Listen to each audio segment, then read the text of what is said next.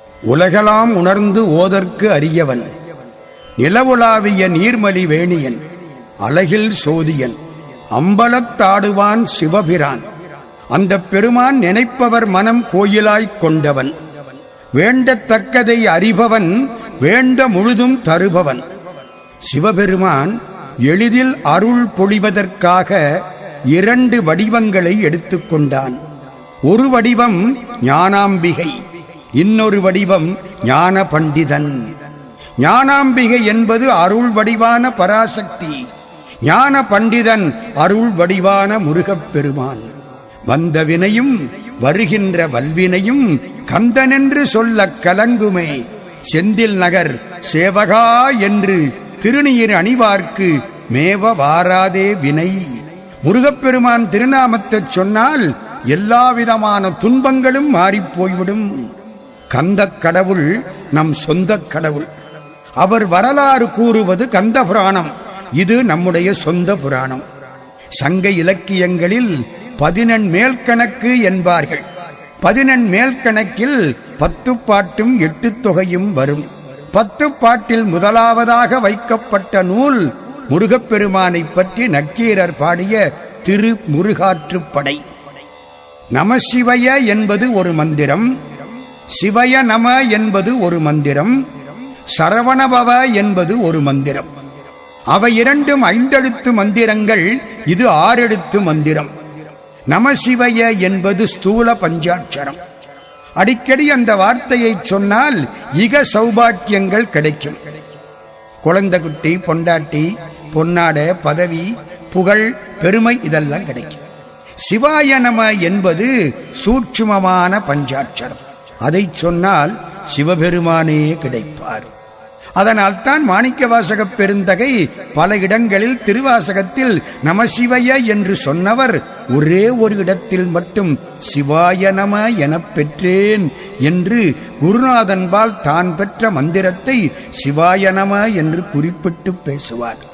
நமசிவய என்றால் இக சௌபாக்கியம் கிடைக்கும், சிவாய நம என்றால் பர சௌபாக்கியம் கிடைக்கும்.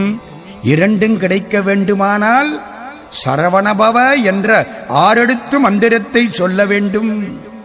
இது யார் சொல்றா? இப்படி அருணகிரிநாத சுவாமிகள் பழனி திருப்புகளிலே பேசுகிறார். வசனமிக வேற்றி மறவாதே, மனது துயராற்றில் உழலாதே, இசை பயில் சடாட்சரம் அதாலே இக பர சௌபாக்கியம் அருள்வாயே. சடாட்சரம் என்பது 6 எழுத்து மந்திரம். அதை சொன்னால் இகத்திலும் சௌபாக்கியம், பரத்திலும் சௌபாக்கியம். இசை பயில் சடாட்சரம் அதாலே இகபர சௌபாக்கியம் அருள்வாயே. பசுபதி சிவாக்கியம் உணர்வோனே, பழனி மலை வீற்றருளும் வேளா, அசுரர் கிளைவாட்டி மிகவாட அமரர் சிறை மீட்ட பெருமாளே என்று பேசுகிறார் அருணகிரிநாத சுவாமிகள். கந்த புராணம் என்பது கச்சியப்பர் பாடிய கவி அமுதம். இப்பொழுது அது செவி அமுதமாக வந்து கொண்டிருக்கிறது. மலேசியாவில் திருமுருகன் திருவாக்கு திருப்பீடத்தின் சார்பில் சுவிட்சர்லாந்தில் நடக்கும் 2வது அனைத்து உலக முருக பக்தி மகாநாட்டில் தவத்திரு பாலயோகி சுவாமிகளின் அருளாசியுடன் இது வெளியிடப் பெறுகிறது. கந்த புராணத்தை முழுக்க படிக்க வேண்டும் என்று நாவலர் பெருமான் குறிப்பிடுவார். என்ன நோய் வந்தாலும் சரி, கந்த புராணத்தை படியுங்கள், படனம் செய்யுங்கள், உங்களுக்கு நோய் போய்விடும் என்பது ஆறுமுக நாவலர் வாக்கு. கந்த புராணத்தை படித்தால், கந்த புராணத்தை கேட்டால் என்ன கிடைக்கும்? கந்த புராணத்திலேயே ஒரு பாடல் இருக்கிறது. இந்திரராகிப் பார்மேல் இன்பமுற்று இனிதுமேவி, சிந்தையில் நினைந்த முற்றி சிவகதி அதனில் சேர்வரு, அந்தமில் அவுணர்தங்கள் அடல் கெட முனிந்த செவ்வேல், கந்தவேள் புராணம் தன்னை காதலித்து ஓதுவோரே. கந்தவேள் புராணம் தன்னை காதலித்து ஓதுவோரே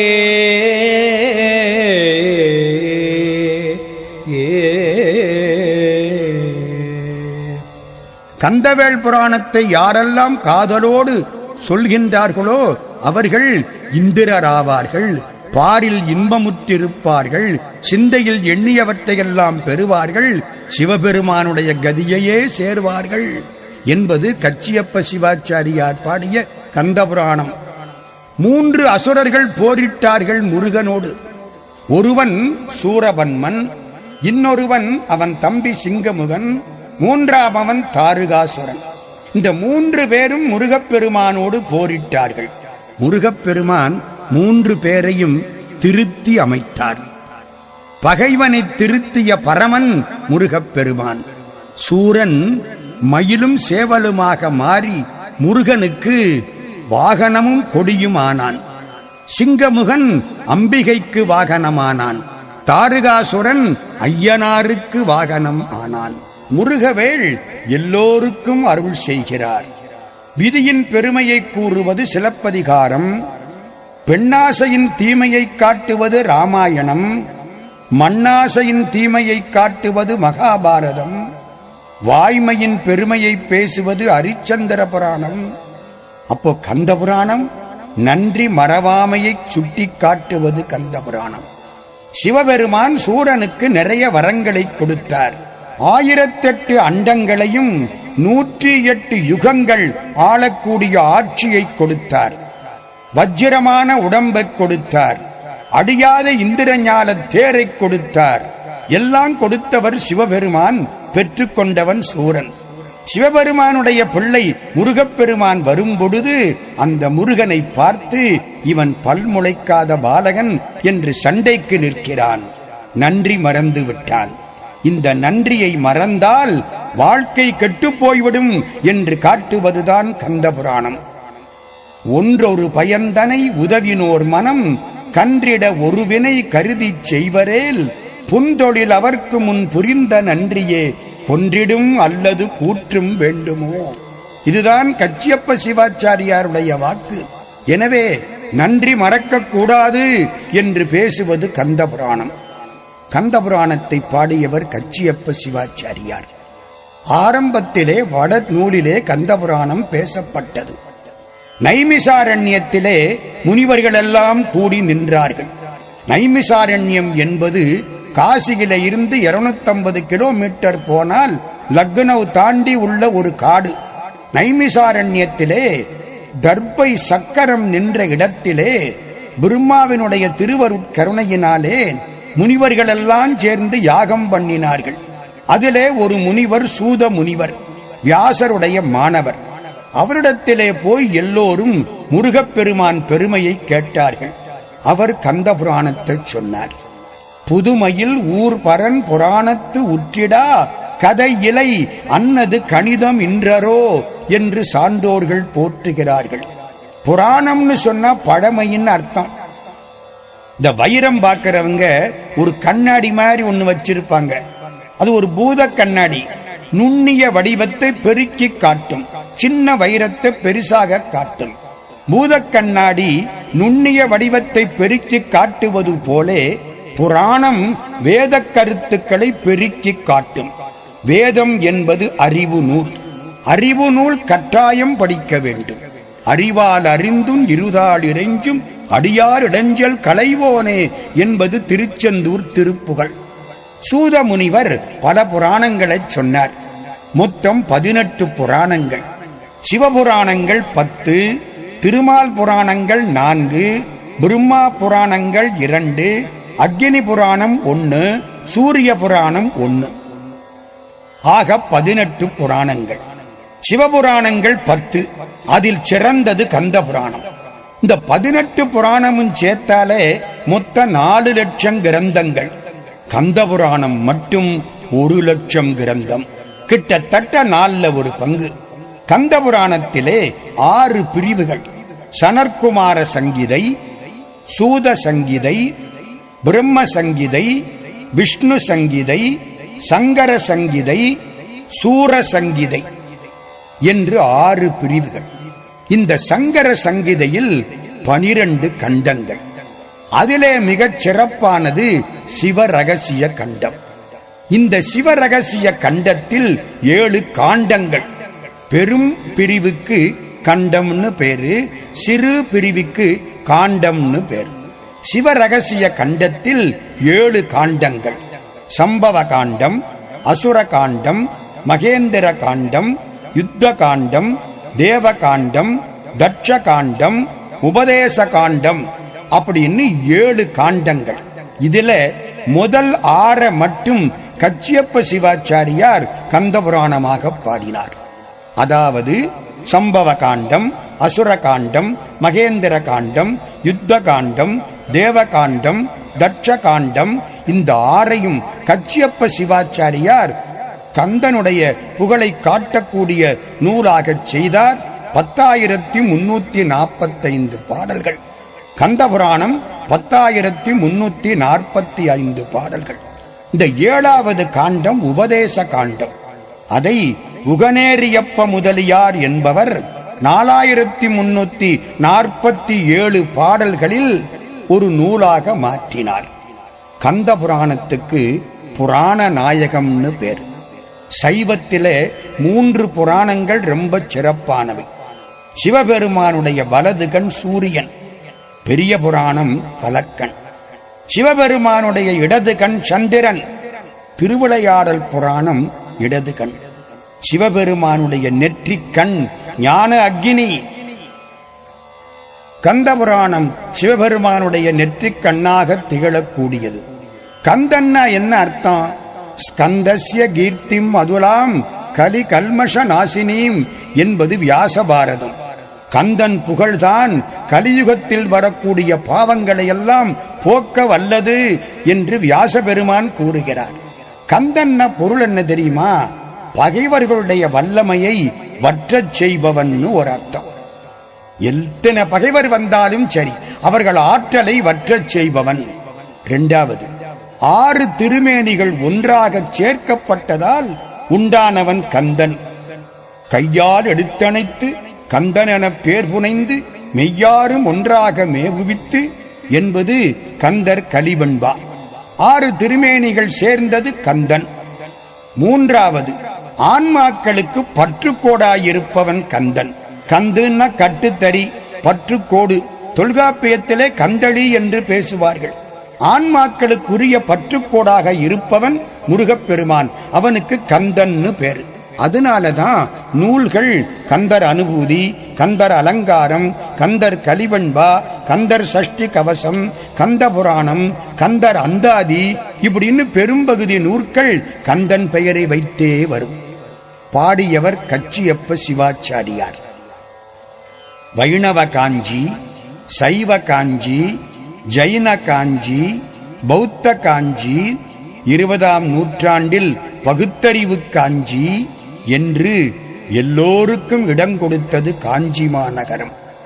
கற்றோர்கள் வாழக்கூடிய இடம் காஞ்சி மாநகரம். கல்வியில் கரையில்லாத காஞ்சி மாநகர் என்பது அப்பர் சுவாமிகள் வாக்கு. தொண்டை நாட்டிலே சிறப்பான நகரம் காஞ்சி. தொண்டை நன்னாடு சான்றோர் உடைத்து. முத்தித்தலங்கள் 7 என்பார்கள். அயோத்தி, மதுரை, காசி, காஞ்சி, அவந்தி, துவாரகை, மாயாபுரி. இதிலே மிக சிறப்பானது காஞ்சி. சாக்கிய நாயனாரும் திருக்குறிப்பு தொண்டரும் வாழ்ந்த பதி காஞ்சி மாநகரம். கணிகண்ணன் போகின்றான் என்று பாடிய ஆழ்வாருக்காக பெருமாள் தன்னுடைய பாம்பு படுக்கையை சுருட்டிக் கொண்டு போன இடம் காஞ்சி மாநகரம். திருக்காஞ்சிபுரம். ஒரு பக்கம் சிவபெருமானுடைய திருக்கோயில் திரு ஏகம்பம், இன்னொரு பக்கம் காமாட்சி இருக்கக்கூடிய காமகோட்டம், 2க்கு நடுவிலே முருகப்பெருமான் இருக்கக்கூடிய குமரகோட்டம். பகல் இரவு 2க்கு நடுவிலே சந்தியா காலம். ஒரு பக்கம் அம்பாள், ஒரு பக்கம் சிவபெருமான், நடுவிலே முருகப்பெருமான். இயல்பாகவே ஒரு சோமாஸ்கந்த மூர்த்தமாக திகழக்கூடியது இந்த காஞ்சிபுரம். காஞ்சிபுரத்திலே காலத்தியப்ப சிவாச்சாரியார் என்று ஒருவர் வாழ்ந்து வந்தார். சிவாச்சாரியார் என்றால் 30 திருமேனி தீண்டக்கூடிய பெருமக்கள். சிவபெருமானை தொட்டு அலங்காரம் செய்து அபிடேகம் செய்து அர்ச்சனை செய்யக்கூடிய பேறு பெற்ற பெருமக்கள். அப்போதைக்கப்போது ஆர்வமிகும் அன்பினராய் முப்போதும் திருமேனி தீண்டுவார் என்று சேக்கிழார் பாடுவார். காலையில் கும்பிட்ட பொழுது எவ்வளவு மகிழ்ச்சியோடு கும்பிட்டார்களோ, பகலில் கும்பிடும் பொழுது அதைவிட அதிகமான மகிழ்ச்சியோடு கும்பிட வேண்டும். இரவில் ஆண்டவனுக்கு வழிபாடு செய்யும் பொழுது இன்னும் அதிகமான மகிழ்ச்சியோடு வழிபாடு செய்ய வேண்டும். இப்படி வாழக்கூடியவர்கள் சிவாச்சாரிய பெருமக்கள். காலத்தியப்ப சிவாச்சாரியாருடைய பிள்ளை கச்சியப்ப சிவாச்சாரியார். வடமொழி பயின்றார், தமிழ் மொழி அறிந்தார், நல்ல படிப்பு, நல்ல பக்தி. ஒரு நாள் தூங்கும் பொழுது கனவிலே முருகப்பெருமான் காட்சியளிக்கிறார். முருகப்பெருமான் கனவில் வர வேண்டுமானால் எத்தனையோ காலம் தவம் செய்திருக்க வேண்டும். வள்ளற் பெருமான் கண்ணீர் விட்டு அழுதார். பன்னேரும் மொழியடியார் பரவி வாழ்த்தும் பாதமலர் அழகினை இப்பாவி பார்க்கில் கண்ணேறு படுமென்றோ கனவிலேனும் காட்டென்றால் காட்டுகிலாய் கருணையீதோ. பெருமானே, கனவிலே பார்த்தால் கூட என் கண் பட்டுவிடும் என்றா உன் திருவடிகளை கனவில் கூட காட்ட மாட்டேன் என்கிறாய். பன்னேரும் மொழியடியார் பரவி வாழ்த்தும் பாதமலர் அழகினை இப்பாவி பார்க்கில் கண்ணேறு படுமென்றோ கனவிலேனும் காட்டென்றால் காட்டுகிலாய் கருணையீதோ. விண்ணேறும் அறிமுதலோர் கரிய ஞான விளக்கே, என் கண்ணே மெய் வீட்டின் வித்தே, தன்னேறு பொருள் தணிகை மணியே, ஜீவ சாட்சியாய் நிறைந்தருளும் சகச வாழ்வே என்று பேசுகிறார் வள்ளற் பெருமான். இந்த பகுதி காஞ்சிபுரத்திலே மிகச் சிறப்பாக கச்சியப்ப சிவாச்சாரியார் வாழ்ந்த பொழுது முருகப்பெருமான் அவர் கனவிலே வந்து காட்சி கொடுத்த பகுதி. முருகன் கனவிலே ஒரு வார்த்தை சொன்னான், திகட சக்கர, இதை எடுத்துக்கொள், கந்தபுராணத்தை பாடு. நான் எப்படி கந்தபுராணத்தை பாடுவது? எனக்கு அறிவு ஆற்றல் வேண்டுமே. முருகப்பெருமான் சொன்னான், கவலைப்படாதே, நாம் தருகிறோம். அறிவுமறி தத்துவமும் அபரிமித வித்தைகளும் அரியன இமைப்பொழுதில் வாழ்வித்த வேதியனும் என்று அருணகிரிநாத சுவாமிகள் சொல்வார். அறிவை கொடுத்தான், தன்னை பாடக்கூடிய அன்பை கொடுத்தான். நீ பாடலை பாடு, திகட சக்கர என்று தொடங்கு, விநாயகருக்கு காப்பு பாடு, நம்முடைய வரலாற்றை கந்தபுராணமாக பாடு, ஒரு நாளைக்கு 100 பாடல் பாடு, என் திருவடியில் வை, நான் அதை திருத்தி கொடுக்கிறேன். முருகப்பெருமான் நம்ம கட்டுரை நோட்டு திருத்தக்கூடிய பேராசிரியர் வேலையை தமிழுக்காக அப்பொழுதே காஞ்சிபுரத்தில் செய்திருக்கிறார். ஏன்? தமிழ் பாடலிலே தப்பு வரக்கூடாது, அது மந்திரம். அடித்து பிறக்க ஒட்ட அயில்வேலன் கவியை அன்பால் எடுத்து பிழையறக் கற்கின்றீர் என்பது கந்தர் அலங்காரம். எழுத்து பிழை வரக்கூடாது. 100 பாடல்கள் எழுதி வைப்பார், முருகப்பெருமான் திருத்துவான். இப்படியே பாடல்கள் பாடப்பட்டன. 10,345 பாடல்கள், 6 காண்டங்கள் முடிந்தது. காஞ்சிபுரத்திலே குமரகோட்டத்திலே முருகப்பெருமான் சன்னிதானத்திலே கந்தபுராணம் அரங்கேற்றம் தொடங்கிற்று. அந்த காலத்திலே அரங்கேற்றம் என்றால் பெரிய பெரிய அறிஞர்கள் வந்து உட்கார்ந்திருப்பார்கள். நூல் எழுதியவர் நூலை பற்றி சொல்லி பாடலை சொல்லி பொருள் விளக்கம் சொல்ல வேண்டும். அவர்கள் சம்மதித்தால் தான் அந்த நூல் மக்கள் மத்தியில் பாராட்டப்படும். இவர் உட்கார்ந்தார், பாடத் தொடங்கினார். முதல் பாடல் தொடங்கின நேரம் அழகான வரி, திகட சக்கர செம்முகம் மைந்துளான் சகட சக்கர தாமரை நாயகன் அகட சக்கரவின் மணியாயுரை விகட சக்கரன் மெய்ப்பதம் போற்றுவாம். தொடங்கினார். ஐயா, இதற்கு பொருள் சொல்லுங்கள். இருந்தவர்கள் கேட்டார்கள். பொருள் சொன்னார். என்ன பொருள் சொன்னார்? தட்ச யஜ்ஞம் நடந்தது. வீரபத்திர கடவுள் மீது திருமால் சக்கராயுதத்தை வீசினார். வீரபத்திர கடவுள் கழுத்திலே தலை மண்டை ஓட்டு மாலை அணிந்திருந்தார். அந்த மண்டை ஓட்டு மாலையிலே உள்ள ஒரு தலை இந்த சக்கராயுதத்தை வாயில் போட்டு கொண்டு விட்டது. திருமாலுடைய சேனை தலைவர் விஸ்வக்சேனர் முன்னாலே வந்து விகட கூத்து ஆடினார் நகைச்சுவையோடு. எல்லோரும் சிரித்தார்கள். இந்த தலையும் சிரித்தது. வாயிலே இருந்த சக்கராயுதம் வெளியில் விழுந்தது. விநாயகப் பெருமான் அதை எடுத்து மறைத்து வைத்துக் கொண்டார். விஸ்வக்சேனர் மீண்டும் விகடக்கூத்தாட சக்கரத்தை கொடுத்தார் விநாயகப் பெருமான் என்று ஒரு வரலாறு இருக்கிறது. அந்த பிள்ளையார் இடுப்பிலே ஒரு பாம்பை சுற்றி கொண்டிருக்கிறார், குண்டலினி சக்தி. அந்த பாம்புக்கு முடியிலே ரத்தினமாக சூரியன் விளங்குகிறான். இந்த சூரியன் யார் தெரியுமோ? திரிபுர சங்கார காலத்தில் தேர் சக்கரமாக இருந்தவன். திரிபுரத்தை பெருமான் சங்காரம் செய்ய சென்ற பொழுது பிரம்மா சாரதியாய் இருந்தார். திருமால் அம்பாக மாறினார். வேதங்கள் குதிரைகளாக இருந்தன. சந்திரன் ஒரு சக்கரம், சூரியன் ஒரு சக்கரம். 8 மலைகள் தூண்களாயின. பிரணவ மந்திரம் சாட்டையாயிற்று. பெருமான் கால் வைத்தார், தேரின் அச்சு முறிந்தது. பெரிய சாதனைகளால் சிவனை திருப்திப்படுத்த முடியாது, எளிய அன்புதான் தேவை என்று காட்டினார். அந்த சமயத்திலே திருமாலானவர் இடவமாக வந்தார், தாங்கிக் கொண்டார் பெருமானை. தடமதில்கள் அவை 3ம் தளல் எரித்த அந்நாளில் இடவமதாய் தாங்கினான் திருமால்கான் ஷாளலோ என்பது நம்முடைய திருவாசகப் பாடல். இந்த கருத்தை எல்லாம் வைத்து பாடலை தொடங்கினார் கச்சியப்ப சிவாச்சாரியார். திகட சக்கர செம்முகம் மைந்துளான். திகட சக்கரம் என்பது திகழ் தசக்கரம் என்று பிரியும். திகழ் தசக்கரம் என்பது புணர்ச்சி விதிப்படி திகட சக்கரம் என்று வரும். திகழ் தசக்கரம் திகழக்கூடிய 10 கைகளையும் 5 முகங்களையும் உடைய சிவபெருமான். அவருடைய பெரிய அந்த தேருக்கு சக்கரமாயிருந்தவன் சூரியன். அந்த சூரியன் விநாயகப் பெருமானுடைய இடுப்பிலே இருக்கக்கூடிய பாம்புக்கு மணியாயிருக்கிறான். அந்த விநாயகப் பெருமானை போற்றுவாம். இதுதான் பாட்டு. பாடினாரா? முன்னால உட்கார்ந்த ஒருத்தர் எந்திரிச்சிட்டார். திகட சக்கரம்னு சொன்னீங்களே, திகழ் தசக்கரம் என்று பிரித்தீர்களே, இல் பிளஸ் ட என்று வருவதற்கு இலக்கணத்திலே விதி இருக்கிறதா? இருந்தால் சொல்லிவிட்டு தொடருங்கள். அந்த காலத்திலே இலக்கணம் தப்பு வராம ஒழுங்கா பாடின காலம். சோழ தேசத்திலே ஒரு அற்புதமான ஒரு இலக்கண நூல் இருக்கிறது. அது ரொம்ப பேருக்கு தெரியாது. இவர் என்ன பண்ணினார்?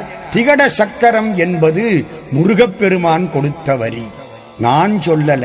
திகழ் தசக்கரத்தை திகட சக்கரம் என்று முருகப்பெருமான் அடியெடுத்து கொடுத்தார். அவர் சொன்னார், அப்படியானால் முருகப்பெருமான் வந்து விளக்கம் சொல்லட்டும், அதன் பிறகு இந்த அரங்கேற்றம் தொடரட்டும். அரங்கேற்றம் முதல் பாட்டில் 2 அடிகளில் நின்று போய்விட்டது. தமிழை காப்பாற்ற வேண்டும், தமிழுக்கு எந்த குறையும் நேரக்கூடாது என்று எண்ணிய சான்றோர்கள் வாழ்ந்த காலம். மறுநாள் காலையில் இவர் கவலையோடு வந்து உட்கார்ந்திருக்கிறார். முருகப்பெருமான் சொல்லிவிட்டான், கவலைப்படாதே, நான் பார்த்துக் கொள்ளுகிறேன். மறுநாள் எல்லோரும் வந்து சேர்ந்தார்கள். அவை கூடிவிட்டது. புலவர்கள் உட்கார்ந்திருக்கிறார்கள். அங்கே இருந்து முருகப்பெருமான் ஒரு புலவனாக வந்தான். ஐயா, சோழ தேசத்திலே வீரசோழியம் என்று ஒரு நூல் இருக்கிறது.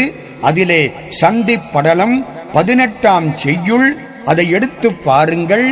இல் த 2ம் இணைந்தால் ட என்று வரும், திகழ் தசக்கரம் என்று வரும் என்று அதிலே இருக்கிறது என்று காட்ட, அதற்கு அப்புறமாக எல்லோரும் மகிழ்ச்சி அடைந்தார்கள். வந்த முருகப்பெருமான் மறைந்து விட்டார். ஒரு இலக்கண நூலை, யாருக்கும் தெரியாமல் கிடந்த ஒரு இலக்கண நூலை, தமிழுக்குரிய சொத்தாயிருக்கக்கூடிய இலக்கண நூலை வெளிப்படுத்த வேண்டுமென்று சிவபெருமான் மகனாகிற முருகப்பெருமான் அந்த தமிழ் புலவனாக வந்து சங்கத்தமிழின் தலைமை புலவா தாலேோ தாலேலோ என்று சான்றோர்கள் பாராட்டக்கூடிய மாதிரி இந்த செய்தியை எடுத்துச் சொல்லி ஒரு நல்ல நூலை மக்களுக்கு காட்டிவிட்டு மறைந்து விட்டார். கந்தபுராணம் தொடர்ந்தது. மண்ணுலகத்தினில் பிறவி மாசர, எண்ணிய பொருளெல்லாம் எளிதில் முற்றுற, கண்ணுதல் உடையதோர் களிற்று மாமுக, பண்ணவன் மலரடி பணிந்து போற்றுவாம். விநாயகப் பெருமானை போற்றுவாம். யானை முகத்தோடு கூடிய விநாயகப் பெருமானை போற்றுவாம் என்று பாடி தொடருகின்றார் கச்சியப்ப சிவாச்சாரியார். முருகனை பாட வேண்டும், அப்படியானால் முருகனுடைய அப்பா அம்மாவை பாட வேண்டும், அதற்கு முன்னால் அவர்களுடைய அப்பா அம்மாவை பாட வேண்டும். அப்படி பாடும் பொழுது சில செய்திகளை, நாயன்மார்களுடைய வரலாற்றிலே உள்ள செய்திகளை தன்னுடைய ஈடுபாட்டின் காரணமாக மிக அழகாக வைக்கிறார் கச்சியப்ப சிவாச்சாரியார். அது தொண்டை நாடு. தொண்டை நாட்டிலே ஓடுவது பாலாறு. இந்த பாலாற்றுக்கு ஒரு சிறப்பு தெரியுமோ? நம்ம வைகை ஆறு மாதிரி எப்பவும் தண்ணி ஓடாது, மண்ணுதான் ஓடும். பெண்கள் போய் மிக சிரமப்பட்டு ஆண்களின் உதவியோடு தோண்டினால் கொஞ்சம் தண்ணி கிடைக்கும் ஊத்துல இருந்து. இதுதான் பாலாறு. இத பாடணும். எப்படி பாடுறது? ரொம்ப அழகாக பாடினார் கச்சியப்ப சிவாச்சாரியார். தாய்க்கு பால் குழந்தை வேண்டிய போது சுரக்க வேண்டும், வேண்டாத போது கறக்க வேண்டும், மறைக்க வேண்டும். எப்பொழுதும் பால் சுரந்தால் அது வியாதி. பால் வேண்டிய நேரத்தில் சுரக்க வேண்டும். பிள்ளை தைவர பால் சுரப்பது போலே நம்முடைய கையை வைத்தால் பாலாறு சுரக்கும், விவசாயிகள் வருடினால் பாலாறு சுரக்கும் என்று பேசுகிறார் நம்முடைய கச்சியப்ப சிவாச்சாரியார். இந்த பாலாறு எங்கே உற்பத்தியாகிறது? நந்திமலையில் உற்பத்தியாகிறது. மேகம் நீரை சுமந்து சென்றது, இருண்ட உருவத்தோடு சென்றது, ஒரு வானவில்லை காட்டியது. நந்திமலை மீது மேகம் வில்லோடு தோன்றி மழை பொழிகிறது. இது எப்படி இருக்கு? சிவபெருமான் மீது கருப்பு நிற கண்ணப்பர் வில்லோடு தோன்றி வாய்க்கலச நீரை அபிடேகமாக சொரிவது போல் இருக்கிறது என்கிறார் கச்சியப்பர். நந்திமலை என்பது சிவபெருமான் திருமேனி, மேகம் என்பது கண்ணப்பர். அந்த வானவில் அவர் தோள்ல வச்சிருக்கிற வில், பெய்யக்கூடிய மழை அவர் வாயிலிருந்து கொட்டக்கூடிய கலச நீர். பூட்டு கார்முகம் தன்னோடும் தோன்றிய புயல்வாய், ஊட்டு தன்புனல் நந்தியங்கிரிமிசை உகுத்தல், வேட்டுவக்குலத் திண்ணனார் மஞ்சனம் விமலர்க்கு ஆட்டுகின்றதோர் தனிச்செயல் போன்று உளது அன்றே. அந்த மலையை பார்த்த உடனே, அந்த மழையை பார்த்த உடனே கண்ணப்பர் ஞாபகம் வருது நம்முடைய கச்சியப்ப சிவாச்சாரியாருக்கு. பாலாற்றிலே வெள்ளம் போனதாம், மீன்கள் எதிர்த்து சென்றனவாம். பாலாற்று வெள்ளத்தை எதிர்த்து மீன் போனது எப்படி இருக்கு? வைகை ஆத்து வெள்ளத்தை எதிர்த்து திருஞான சம்பந்தர் எழுதிய வாழ்க அந்தணர் என்ற அந்த தேவார ஏடு எதிர்த்து போன மாதிரி இருக்குதாம். உதிருகின்ற சிற்றுண்டி கொண்டு ஒளிபுனல் சடைமேல் மதுரை நாயகன் மண் சுமந்திட்ட மாநதி. வைகைக்கு பெருமையை பாருங்க. மதுரை நாயகன் மண் சுமந்திட்ட மாநதியில் முதிரும் முத்தமிழ் விரகனது ஏடு என மொய் மீன் எதிர் புகுந்திட போவது பாலியாம் யாரு?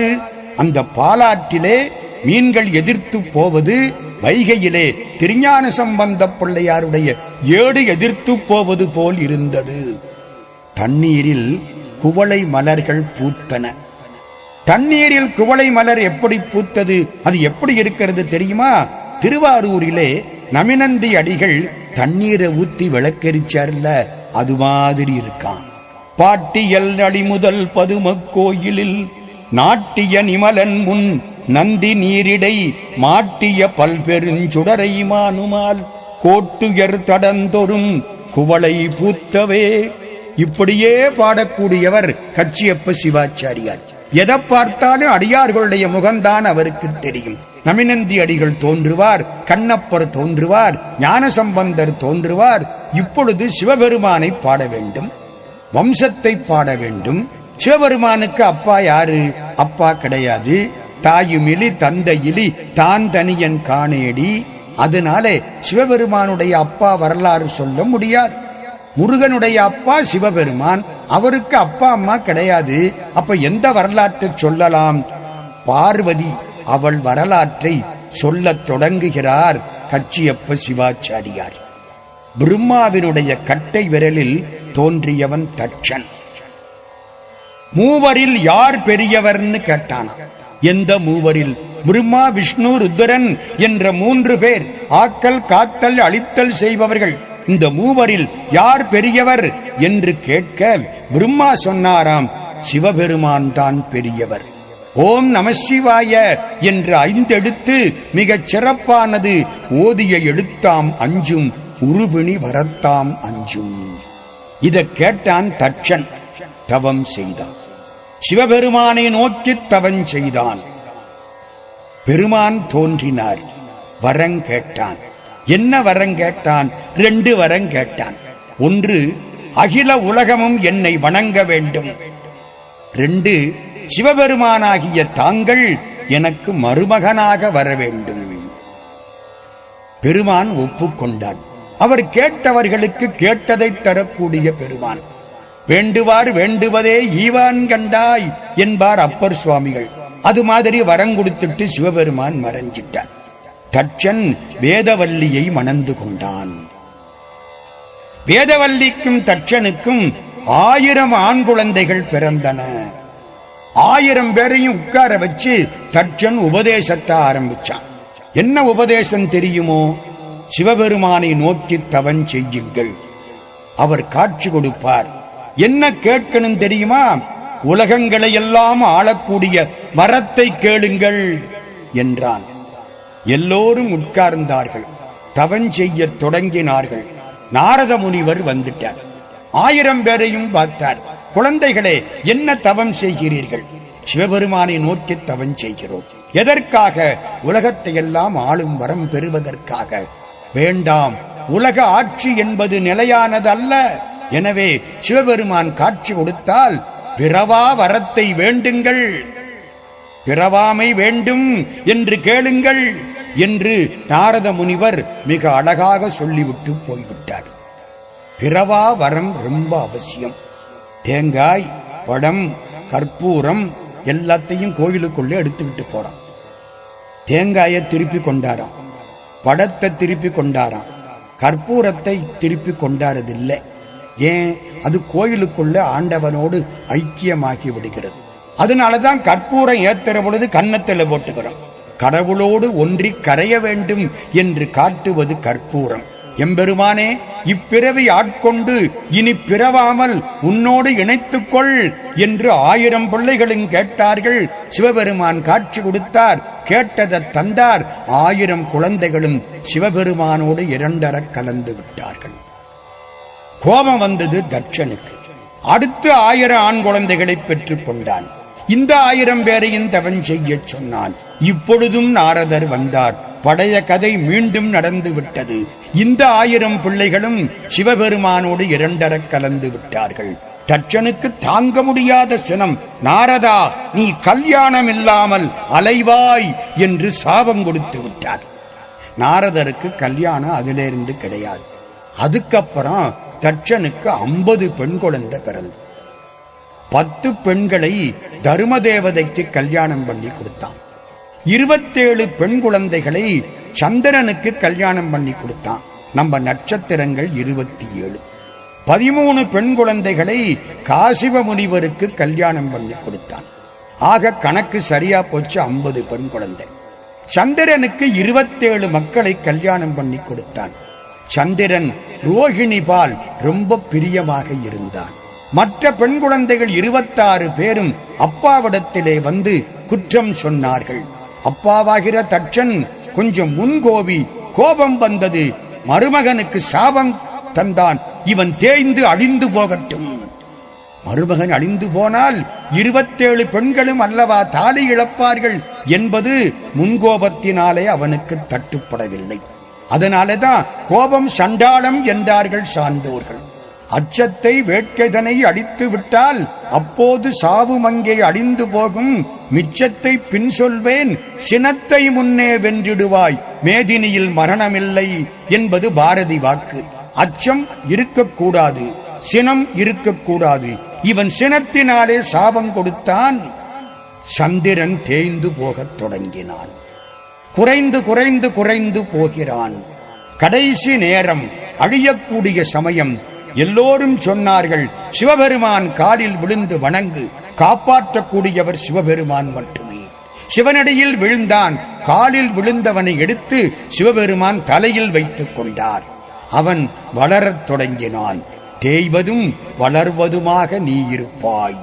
அதன் பின்னால் வளர்ந்தான், தேய்ந்தான், வளர்ந்தான், தேய்ந்தான். தட்சனுக்கு ரொம்ப கோபம். நான் கொடுத்த சாபத்தை இந்த சிவபெருமான் மாற்றிவிட்டார், இவரை மதிக்கக்கூடாது என்று தட்சனுக்கு ஆணவன் தலைக்கேறிவிட்டது. மாசி மகம் பௌர்ணமி. மாசி மகத்திலே பௌர்ணமி அன்றைக்கு தட்சன் ஒரு குளத்திலே நீராடுகிறான். 1008 இதழ் தாமரை எதிர்த்தாற்போல் தோன்றிற்று. இவனுக்கு ஒரே ஆச்சரியம். இப்படி தாமரையை பார்த்தது கிடையாது. அந்த தாமரையில் ஒரு சங்கு தோன்றிற்று. வலம்புரி சங்கு வந்தது. ஓங்காரநாதமுடைய சங்கு. அதனால் அபிஷேகம் செய்தால் கும்பாபிஷேகம் பண்ணுன புண்ணியம் கிடைக்குமா? வலம்புரி சங்கை பார்த்து கொண்டே இருந்தான். அது ஒரு குழந்தையாயிற்று. பெண் குழந்தை. தாட்சாயணின்னு பேரு வச்சான். வீட்டுக்கு எடுத்துக்கொண்டு போனான், வளர்த்தான். அம்பாள் பராசக்தி அவனுக்கு குழந்தையாக காட்சி கொடுத்தாள். அவள் தாய் வயிற்றில் பிறக்க மாட்டாள். எனவே இப்பொழுது அந்த கமலத்தில், அந்த தாமரையில் பிறந்தாள், வளர்ந்தாள். 5 வயதாயிற்று. சிவபெருமான் மீது காதல் கொண்டாள். இவனுக்கு கோபம். சிவநாமன் சொல்லக்கூடாது என்கிறான். மகள் 5 வயது பெண் சிவநாமன் தவிர வேறு எதையும் சொல்லக்கூடாது என்கிறாள். முனிவர்கள் இவனுக்கு ஆறுதல் சொன்னார்கள். தட்சன் சிவபெருமானை வெறுக்கவும் முடியவில்லை, விரும்பவும் முடியவில்லை. குழந்தை தவன் செய்கிறாள். சிவபெருமான் அங்கிருந்து வந்தார். இவன் மதிக்காதவன். எனவே ரிஷப வாகனத்திலே வந்தார். பார்வதியை அழைத்துக் கொண்டு போய்விட்டார். அப்ப அவளுக்கு பார்வதின்னு பேரில்ல, தாட்சாயணின்னு பேரு. தாட்சாயணியை அழைத்துக் கொண்டு போய்விட்டார். தக்கனுக்கு கோபம் தாங்க முடியவில்லை. பிரம்மாவை அழைத்தான். சிவபெருமான் இல்லாமல் ஒரு யாகம் செய்ய வேண்டும் என்று எண்ணினான். தக்க யாகம் தொடங்கிற்று. சிவபெருமானுக்கு மதிப்பு கொடுக்காமல், சிவபெருமானுக்கு அழைப்பு கொடுக்காமல் யாகம் தொடங்கிற்று. தேவர்கள் எல்லாம் கலந்து கொண்டார்கள். பிரம்மாவும் கலந்து கொண்டார். செய்தி தெரிந்தது தாட்சாயணிக்கு. சிவபெருமானிடத்திலே சொல்லிவிட்டு புறப்பட்டாள். வந்தாள். சிவபெருமான் பெருமைகளை எல்லாம் எடுத்துச் சொன்னாள். தட்சன் காதில் ஏறவில்லை. சிவபெருமானை குறித்து நிந்தனையான வார்த்தைகளை சொன்னான். கேட்க முடியாத அன்னை, உன் யாகம் அழிந்து போகட்டும் என்று சாபம் கொடுத்தாள். வீரபத்திரக் கடவுள் தோன்றினார். காளிமாதா தோன்றினாள். யாகம் அழிக்கப்பட்டது. தட்சனுக்கு ஆட்டுத்தலை பொருத்தப்பட்டது. அவனுடைய ஆணவம் மாறிப்போயிற்று. பராசக்தியான தாட்சாயணி சிவபெருமான் காலில் விழுந்தாள். பெருமானே, இந்த உடம்பு தட்சன் கொடுத்த உடம்பு எனக்கு வேண்டாம் என்று உடம்பை பலவேறு பாகங்களாக பிய்த்து எரிந்து விட்டாள். இது ஒரு பக்கம். இன்னொரு பக்கம், கைலாசத்துக்கு பக்கத்திலே இமவான் தவன் செய்கிறான்.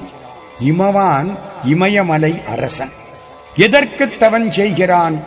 மீனாட்சி தனக்கு குழந்தையாய் பிறக்க வேண்டும் என்று தவன் செய்கிறான். ஒரு சந்தியாவந்தன நேரம், கமல மலர், ஒரு குழந்தை தோன்றிற்று. அம்பாள் பராசக்தி தாட்சாயணி அங்கே இப்பொழுது குழந்தையாக தோன்றிவிட்டாள். பைத்ததோர் குளவியின் படிவத்து உற்றனள், எத்திரத்து உயிரையும் ஈன்ற தொன்மையாள். உயிர்களையெல்லாம் ஈன்ற பராசக்தி இப்பொழுது ஒரு குழந்தையாக அங்கே காட்சி கொடுக்கிறாள். இந்த குழந்தையை இமவான் தூக்கினான். மகிழ்ச்சி. அவன் பொண்டாட்டிக்கு மேனைன்னு பேரு. மேனை கையில கொண்டே கொடுத்தான். மேனை அந்த குழந்தையை பார்த்தாள். மார்போடு அணைத்துக் கொண்டாள். பால் சுரந்தது. 3 தாய்மார்கள் தண்ணீர் எடுக்கப் போனார்கள். தண்ணீர் இறைக்கிற பொழுது ஒரு தாய்க்கு குழந்தையின் நினைப்பு வந்தது. குழந்தைக்கு பசிக்குமே என்று எண்ணினாள். பால் சுரந்தது. 2வது தாய் வீட்டுக்கு வந்தாள். குழந்தையை பார்த்தாள். பால் சுரந்தது. 3வது தாய் குழந்தையை எடுத்தாள். மடியில் வைத்தாள். குழந்தை வாய் வைத்தது. பால் சுரந்தது. யார் முதல் தாய்? யார் இரண்டாவது தாய், யார் மூன்றாவது தாய்? நினைத்ததும் பால் சுரந்ததே, அவள் முதல் தாய். பார்த்ததும் பால் சுரந்ததே, அவள் இரண்டாவது தாய். வாய் வைத்ததும் பால் சுரந்ததே, அவள் மூன்றாவது தாய். பால் கொடுக்க மாட்டேன் என்றால் அவள் தாயே கிடையாது. மேனைக்கு பால் சுரந்தது, குழந்தைக்கு தாலாட்டு பாடினாள். அன்னை பார்வதியாக இமவான் மடியிலே, மேனையின் மடியிலே வளர்ந்தாள், விளையாடல் செய்தாள். அது ரொம்ப வேடிக்கை. அவள் தன்னை குழந்தையாக ஆக்கிக்கொண்டு தன்னை வளர்க்கக்கூடிய பேற்றை மேனைக்கு கொடுத்தாள். மண்ணுயிர் புவனம் ஏனை மற்றுள்ள பொருளுக்கெல்லாம் அன்னையாய் உதவி நாளும் அவற்றினை வளர்த்து நிற்பாள். தன்னையும் வளர்ப்பாருண்டோ? அவள் உலகத்தையெல்லாம் காப்பாற்றக்கூடிய பராசக்தி. அவளை வளர்க்கக்கூடிய தகுதியும் ஆற்றலும் யாருக்கு உண்டு? அவள் நடித்தாள், வளர்ந்தது ஷடக்கே. அந்த கன்னிதன் அருளின் நீர்மை காட்டினள் போலுமன்றே. தன்னுடைய நீர்மையை, தன்னுடைய பெருமையை காட்டினாள். அவள் இப்பொழுது தவம் செய்யத் தொடங்கிவிட்டாள். யாரை நோக்கி தவம்? 5 வயது பார்வதி சிவபெருமானை நோக்கி தவம் செய்கிறாள். அவள் குளித்த இடம் கௌரி குண்டம் என்று இமயமலையில் இப்பொழுதும் சொல்லப்படுகிறது. அங்கே தண்ணீர் பச்சையாய் அவள் வடிவத்தில் காட்சி அளிக்கிறது. கைலாச யாத்திரை செல்லக்கூடிய பெருமக்கள் அங்கே சென்று அந்த தண்ணீரை, பச்சையாயிருக்கும் தண்ணீரை அவள் பிரசாதமாக ஏற்றுக்கொள்கிறார்கள். அன்னை தவம் செய்கிறாள், அப்பனை நோக்கி தவம் செய்கிறாள். அது எப்படி தவம் தெரியுமா? மணியோடு சேர்வதற்காக ஒளி தவம் செய்கிறது, மலரோடு சேர்வதற்காக மனம் தவம் செய்கிறது, பாலோடு சேர்வதற்காக சுவை தவம் செய்கிறது, பண்ணோடு இணைவதற்காக இசை தவம் செய்கிறது, அவனோடு சேர்வதற்காக அவன் அருள் தவம் செய்கிறது. ஒரு பக்கம் அன்னை தவம் செய்து கொண்டிருக்கிறாள் கைலாசத்திலே. இன்னொரு பக்கம் சிவபெருமான் உட்கார்ந்திருக்கிறார். அவருக்கு கீழே 4 பேர் அவரை விட வயதான பெருமக்கள். சனகர், சனந்தனர், சனாதனர், சனத்குமாரர் என்று 4 பெருமக்கள் அவருக்கு கீழே உட்கார்ந்திருக்க அவர்களுக்கு ஞானத்தை வாரித் தருகிறார் மௌனமாயிருக்கக்கூடிய நம்முடைய தட்சிணாமூர்த்தி. கல்லாலின் புடையமர்ந்து நான் மறையாரங்க முதல் கற்ற கேள்வி வல்லார்கள் 4 வாக்கிறந்த பூரணமாய் மறைக்கப்பாலாய் எல்லாமாய் அல்லதுமாய் இருந்ததனை இருந்தபடி இருந்து காட்டி சொல்லாமல் சொன்னவரை நினையாமல் நினைந்து பவத்தொடக்கை வெல்வாம்.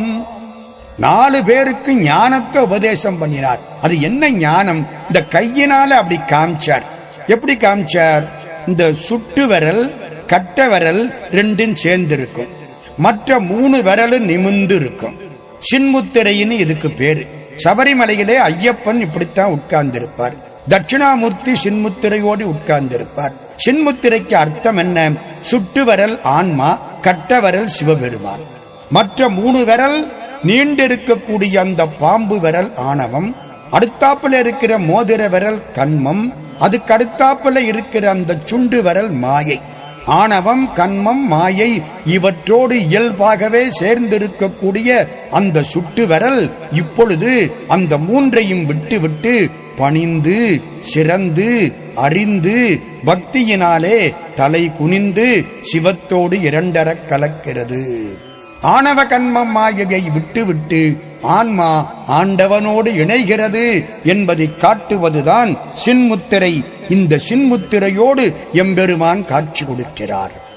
இதுதான் கல்லாலின் புடையமர்ந்து நான்மறை ஆரங்க முதல் கற்ற கேள்வி வல்லார்கள் 4 எம்பெருமான் சொல்லாமல் சொன்ன உபதேசம். ஆக இந்த கைலாச இமயமலை ரொம்ப கொடுத்து வச்சுது. ஒரு பக்கம் சிவபெருமான் தவம், ஒரு பக்கம் அம்பிகை தவம். இந்த 2 பேரும் இப்படி இருக்கிற பொழுது தேவர்கள் ஒரு பக்கம் துன்பப்பட்டார்கள். ஏன் துன்பப்பட்டார்கள்? இலங்கையில இருந்து 100 யோசனை தூரத்துல வீரமகேந்திரம் அப்படின்னு ஒரு பெரிய நகரம். அதற்கு தலைவன் சூரபன்மன். அந்த சூரபன்மனுக்கு நிறைய வரம். மாயமாபுரம்னு ஒரு ஊரு, அதுக்கு தலைவன் தாருகன். ஆசுர நகரம்னு ஒரு பெரிய நகரம், அதற்கு தலைவன் சிங்கமுகன். சூரன், சிங்கமுகன், தாருகாசுரன் 3 பேரும் அசுரர்கள். சூரனுக்கு சிவபெருமான் வரம் உண்டு. அவனுக்கு சிவபெருமானுடைய அருளன்றி வேறு யாராலும் அழிவு கிடையாது. சிவபெருமானுடைய ஆற்றலால் தான் அவனை அழிக்கவோ திருத்தவோ முடியும். இந்த சூரனுடைய அரசாட்சி வீரமகேந்திரத்தில் நடக்கிறது. தேவர்களையெல்லாம் கொண்டு போய் பாடுபடுத்துகிறான். நீ யார் என்று கேட்டான். சூரிய பகவான். நான் சூரிய பகவான் என்று சொன்னார். நீ என்ன செய்கிறாய்? நான் சுடுவேன். அப்படியா? பகலில் சுடாதே. சூரன் ஆணையிட்டான். நீ யார்? நான் சந்திரன். தேய்வேன், வளர்வேன். இங்கே நீ தேயவும் கூடாது, வளரவும் கூடாது, எப்பொழுதும் ஒரே மாதிரி இருக்க வேண்டும். இயற்கையை மாற்றினான். அடுத்த தேவனை பார்த்தான். நீ யார்? நான் யமன். என்ன செய்கிறாய்? உயிரை எடுப்பேன், காலம் காட்டுவேன். அப்படியா? வீரமகேந்திரத்திலே யார் உயிரையும் நீ எடுக்கக்கூடாது. வேண்டுமானால் நேரத்தை காட்டிக் கொண்டிரு. உனக்கு காலன் என்று பெயர். காலத்தில் வருவாய். நேரத்தை காட்டிக் கொண்டிரு. போ. தேவேந்திரன் வந்தான். சூரன் அவனை பார்த்தான். நீ யார்? நான் தேவர்களுக்கு ராஜா, தேவேந்திரன். அப்படியா? போ, கடலுக்கு போ, மீன் பிடித்து வா. மீனை எடுத்து அசுரர் வீட்டிலே எல்லாம் யார் யாருக்கு எவ்வளவு மீன் தேவையோ அவர்களுக்கு கொடுத்து விட்டு வா. வான் சுமந்த தேவர்கள் மீன் சுமக்கட்டும் என்றான் சூரன். அக்னி பகவான் வந்தார். நீ யார்? நான் அக்னி, சுடுவேன். அப்படியா? சமைக்கிற போது மட்டும் சுடு, வேறு எப்பொழுதும் சுடக்கூடாது. பிரம்மா வந்தார். நீ யார்? நான் உன் பாட்டனுக்கு அப்பா. அப்படியா? ஏதோ சொந்தம் சொல்லிவிட்ட, அதனால உனக்கு ஒன்னும் தண்டனை வேண்டாம். நல்ல நாள், ராவு காலம், யமகண்டம், நல்ல நேரம், இத பார்த்து எல்லாருக்கும் சொல்லிட்டு. நாராயணமூர்த்தியே வந்தார். நீ யார்? நான் பிரம்மாவுக்கு அப்பா, உன் பாட்டனுக்கு பாட்டன். அப்படியா? ஒன்று செய், இங்கே இருக்கக்கூடிய அசுரர்களுக்கெல்லாம் வரங்கொடுத்து கொண்டே இரு. தேவர்கள் காலையில் தென்கடலிலே உள்ள வீரமகேந்திரத்தில் பணியாற்றுவார்கள். உச்சி வேளையில் தாருகனுக்குரிய மாயமாபுரத்தில் பணியாற்றுவார்கள். மாலையில் ஆசுர நகரில் சிங்கமுகன் நகரத்தில் பணியாற்றுவார்கள். ஆக இப்படி அவர்களை அலைய வைத்தது சூரனுடைய பெருந்தவம். அருணகிரிநாத சுவாமி திருப்புகளில் இதை ரொம்ப அழகாக பாடுகிறார். நெறி தவறி அலறிமதி நடுவன் மகபதி முளரி நிருதி நிதிபதி கரிய வனமாலி நிலவு மறையவன் இவர்கள் அலைய அரசுரிமை புரி நிருதன் உரம் அற அயிலை விடுவோனே. இவர்களையெல்லாம் அலைய வைத்த சூரனுடைய ஆற்றல் தேயுமாறு வேல்விட்ட பெருமாளே. சூரன் இப்படியா? அவன் புள்ள ஒருத்தன், அவனுக்கு பானுகோபன்னு பேர். பானுகோபன்னா சின்ன பிள்ளையா இருக்கிற பொழுது சூரியனை கோவித்தவன். தேவர்களை எல்லாம் கொண்டு சிறையில போட்டு விட்டான் பானுகோபன். இந்திரனுடைய புள்ள ஜெயந்தன், அவனும் சிறையில கிடக்கிறான். இந்திரன் பிரம்மா காலில் போய் விழுந்தான். பெருமானே, தேவர்கள் சிறைப்பட்டு விட்டார்கள். என் மகன் ஜெயந்தன் சிறைப்பட்டு விட்டான். தேவலோகம் ஒன்றுமில்லாமல் போய்விட்டது. சூரன் ஆட்சியை பிடித்துக் கொண்டு விட்டான். பிரம்மா, நீங்கள் தான் காப்பாற்ற வேண்டும். பிரம்மா சொன்னார், நம்ம ஒரு தப்பு பண்ணணும், அதைத்தான் இப்ப அனுபவிக்கிறோம். கடவுள் எப்பொழுதும் கருணைதான் காட்டுவார். என்ன தப்பு பண்ணினோம்? தக்க யாகத்தில் சிவபெருமான் இல்லாத பொழுது நாம் கலந்து கொண்டு பங்கு பெற்று சிவ நிந்தனையில் பங்கேற்ற பாவம் இப்பொழுது மாட்டிக்கொண்டு விட்டோம். நம்முடைய தீய வினைகளை எல்லாம் சிவபெருமான் சூரன் மூலம் மாற்றுகிறார். பிள்ளைக்கு கட்டி வந்தால் வைத்தியரை கொண்டு அறுவை சிகிச்சை செய்வது மாதிரி நாம் செய்த பாவத்தை அறுத்து சிகிச்சை செய்வதற்காக சிவபெருமான் சூரனை அனுப்பி வைத்திருக்கிறார். பிரம்மா திருமாலிடத்திலே போய் கேட்டார். திருமால் சொன்னார், ஒன்று செய்யலாம். என்ன? சிவபெருமானுடைய அருட்சக்தியினால் அன்றி சூரனுக்கு அழிவு கிடையாது. அப்போ சிவனுக்கு ஒரு குழந்தை பிறக்கணும். அந்த குழந்தை பிறந்தால் சூரனுக்கு அழிவு வரும். சிவன் ஒரு பக்கம் தவம் செய்கிறார், அம்பாள் பராசக்தி ஒரு பக்கம் தவம் செய்கிறார். இந்த 2 பேரும் கல்யாணம் பண்ணிக்கிட்டா தானே குழந்தை பிறக்கும். என்ன செய்யலாம்? ஒன்று செய்யலாம். பிரம்மா, உன் தம்பிக்கு மன்மதன்னு பேரு, அவனை அனுப்பு, அவன் கைலாசத்துக்கு போகட்டும், சிவபெருமான் மீது 5 மலர் பானங்களை விடட்டும், சிவபெருமான் கல்யாணம் பண்ணிக்கொள்ள ஒப்புக்கொள்வார் என்று திருமால் கூற, பிரம்மா மன்மதனை பார்த்தார். மன்மதன் பதறிவிட்டான். பெருமானே, நான் யாரை வேண்டுமானாலும் மயக்குவேன், சிவபெருமானை மயக்க முடியாது. அகலிகையின்பால் இந்திரனை மயக்கினேன், திலோத்தமையின்பால் பிரம்மாவை மயக்கினேன், தாரையின்பால் சந்திரனையே மயக்கினேன். ஆனால் சிவபெருமான் துறவிகளின் தெய்வம், என்னால் முடியாது. அவன் உடம்பெல்லாம் அக்கினி, அவன் கண்ணில் அக்கினி, அவன் கையில் அக்கினி, அவன் வாயில் நெருப்பு, நினைத்தால் நான் எரிந்து போவேன். அண்ணா, நான் உங்கள் தம்பி, என்னை அழிக்க வேண்டும் என்று எண்ணிவிட்டீர்களா? பிரம்மாவை பார்த்து மன்மதன் இப்படியெல்லாம் பேசினான். சிவபெருமானுக்கு உடம்பு பூரா நெருப்பு. அது எங்கே இருக்கு தெரியுமோ? நம்ம தமிழ்நாட்டில் புள்ளிருக்கு வேலூர்னு ஒரு ஊர். அந்த புள்ளிருக்கு வேலூருக்கு அப்படி சொன்னா புரியாதே, வைத்தீஸ்வரன் கோயில்னு பேரு, இன்னொரு பேர். வைத்தீஸ்வரன் கோயில்ல பெருமான், அவரை பாட வந்த ஒரு புலவர் அழகா பாடுறார். வைத்தீஸ்வர பெருமானே, உன் பொண்டாட்டிக்கு தையல் நாயகின்னு பேரு, அவ உனக்கு மனைவி, உன் உடம்பெல்லாம் நெருப்பு, எப்படியா உன்னை கல்யாணம் பண்ணிக்கிட்டா?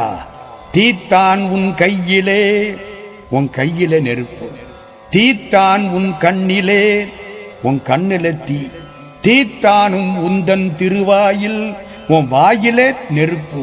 அதான் நீ சிரிச்ச உடனே முப்புறம் எரிஞ்சு போச்சு. தீத்தான் உன் மெய்யெல்லாம், உடம்பெல்லாம் தீ, செந்தடல் புலம்பண்ண மேனி, புள்ளிருக்கு வேலூரா, உன்னை இந்த தையலால் எப்படி சேர்ந்தாள்? தீத்தான் உன் கையிலே, தீத்தான் உன் கண்ணிலே, தீத்தானும் உந்தன் திருவாயில், தீத்தான் உன் மெய்யெல்லாம், புள்ளிருக்கு வேலூரா, உன்னை இந்த தையலால் எப்படி சேர்ந்தாள்? அது மாதிரி மன்மதன் அழுதான். பெருமானே, நான் எப்படி சிவபெருமான் மேல் அம்பு விடுவேன்? இந்த கரும்புவில் சிவன் தந்தது, இந்த மலர் பானம் அவன் தந்தது, தீட்டிய மரத்தில் கூறு பார்க்க கூடாது. அலறினான் மன்மதன். பிரம்மா சொன்னார், நீ அவரை மயக்கப் போவதும் சிவபெருமான் செயல்தான். எல்லாம் சிவம் செயல். உதவி செய்வது புண்ணியம். நாங்கள் கேட்கிறோம், தேவ காரியம், நீ உதவி செய்ய வேண்டும், இல்லாவிட்டால் உன்னை சபித்து விடுவேன். யோசித்தான் மன்மதன். பிரம்மாவினுடைய சாபத்தினால் சாவதை விட சிவபெருமானுடைய நெருப்பினால் சாவது புண்ணியம். தீர்மானித்தான். கிளம்பினான். ரதிதேவி கூடவே வந்தாள். கைலாசத்துக்கு போனான். சிவபெருமான் தவத்திலே இருக்கிறார். கரும்புவில் வைத்திருப்பவன் மன்மதன். கரும்புவில்லை அப்படி வளைச்சான். பறவைகள், விலங்குகள் எல்லாவற்றிற்கும் காம இச்சையை உண்டாக்க எண்ணினான். கீழக்கோபுர வாசலுக்கு போனான். பானங்களை விட்டான். நந்தி தேவர் காவல் இருக்கிறார். ஒரு ஊங்காரம் செய்தார். மன்மத பானங்கள் வானத்திலேயே நின்று விட்டன. எந்த பறவை மீதும் விழவில்லை, எந்த விலங்கின் மீதும் விழவில்லை. நந்தியம்பெருமான் காலில் விழுந்தான் மன்மதன். பெருமானே, தேவகாரியம், நான் செல்ல வேண்டும், அருள் செய்யுங்கள். பெருமான் சொன்னார், கீழக்கோபுர வாயில் வழியாக போகாதே, மேலக்கோபுர வாயில் வழியாக போ. பெருமானுக்கு இடதுபுறத்திலே போ. ஏன்? இடப்பக்கம் கருணை, வலப்பக்கம் பேராற்றல் அவனுக்கு. இடது பக்கத்திலே வந்தான். 5 அம்புகளை விட்டான். அவனுக்கு 5 அம்பு. அம்பாள் காமாட்சிக்கு 5 அம்பு. இந்த மன்மதனுடைய அம்பு மயக்கத்தை உண்டாக்கும். காமாட்சியினுடைய 5 அம்பு மயக்கத்தை மாற்றி ஞானத்தை கொடுக்கும். 5 அம்பு மிக்க அலராய் நின்றாள் என்பது நம்முடைய அபிராமி அந்தாதி. அவளுக்கு 5 அம்பு உண்டு, இவனுக்கு 5 அம்பு உண்டு. 5 அம்புகள் விட்டான். பெருமானுடைய மேல் அந்த குடம்பிலே அம்புகள் படு முன்னாலே ஒரு பார்வை பார்த்தார். நிமிர்ந்தார். நெற்றிக்கண்ண லேசாக திறந்தார். கையிலை முற்றும் புகை பரவிற்று. மன்மதன் எரிந்து சாம்பலாகிவிட்டான். அணுவை சிதைக்கும் போது புகை வரும், ஆசையை சிதைக்கும் போதும் புகை.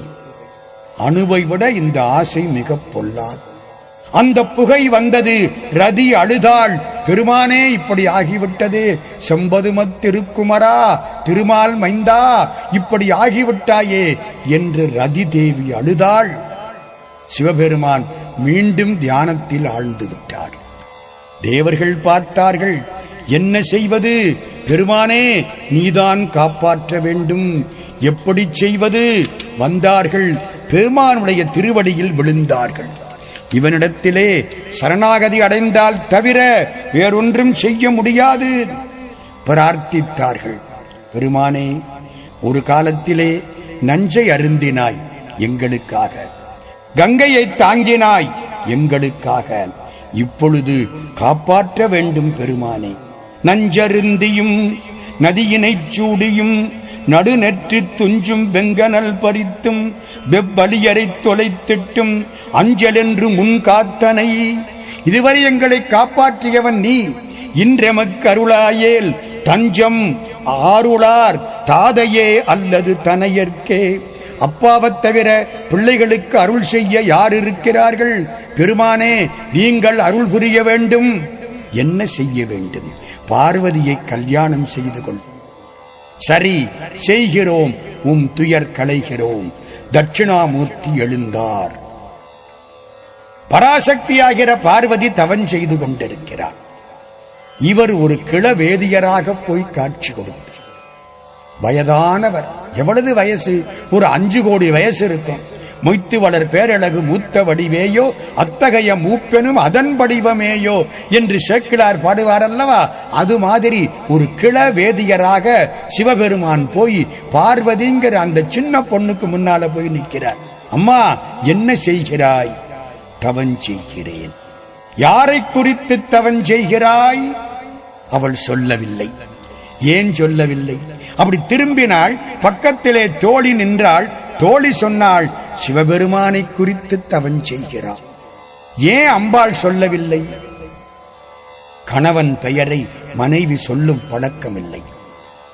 அவன் நாமத்தை கேட்டால் தான் அவனோடு கரைந்து போய்விட்டாள்.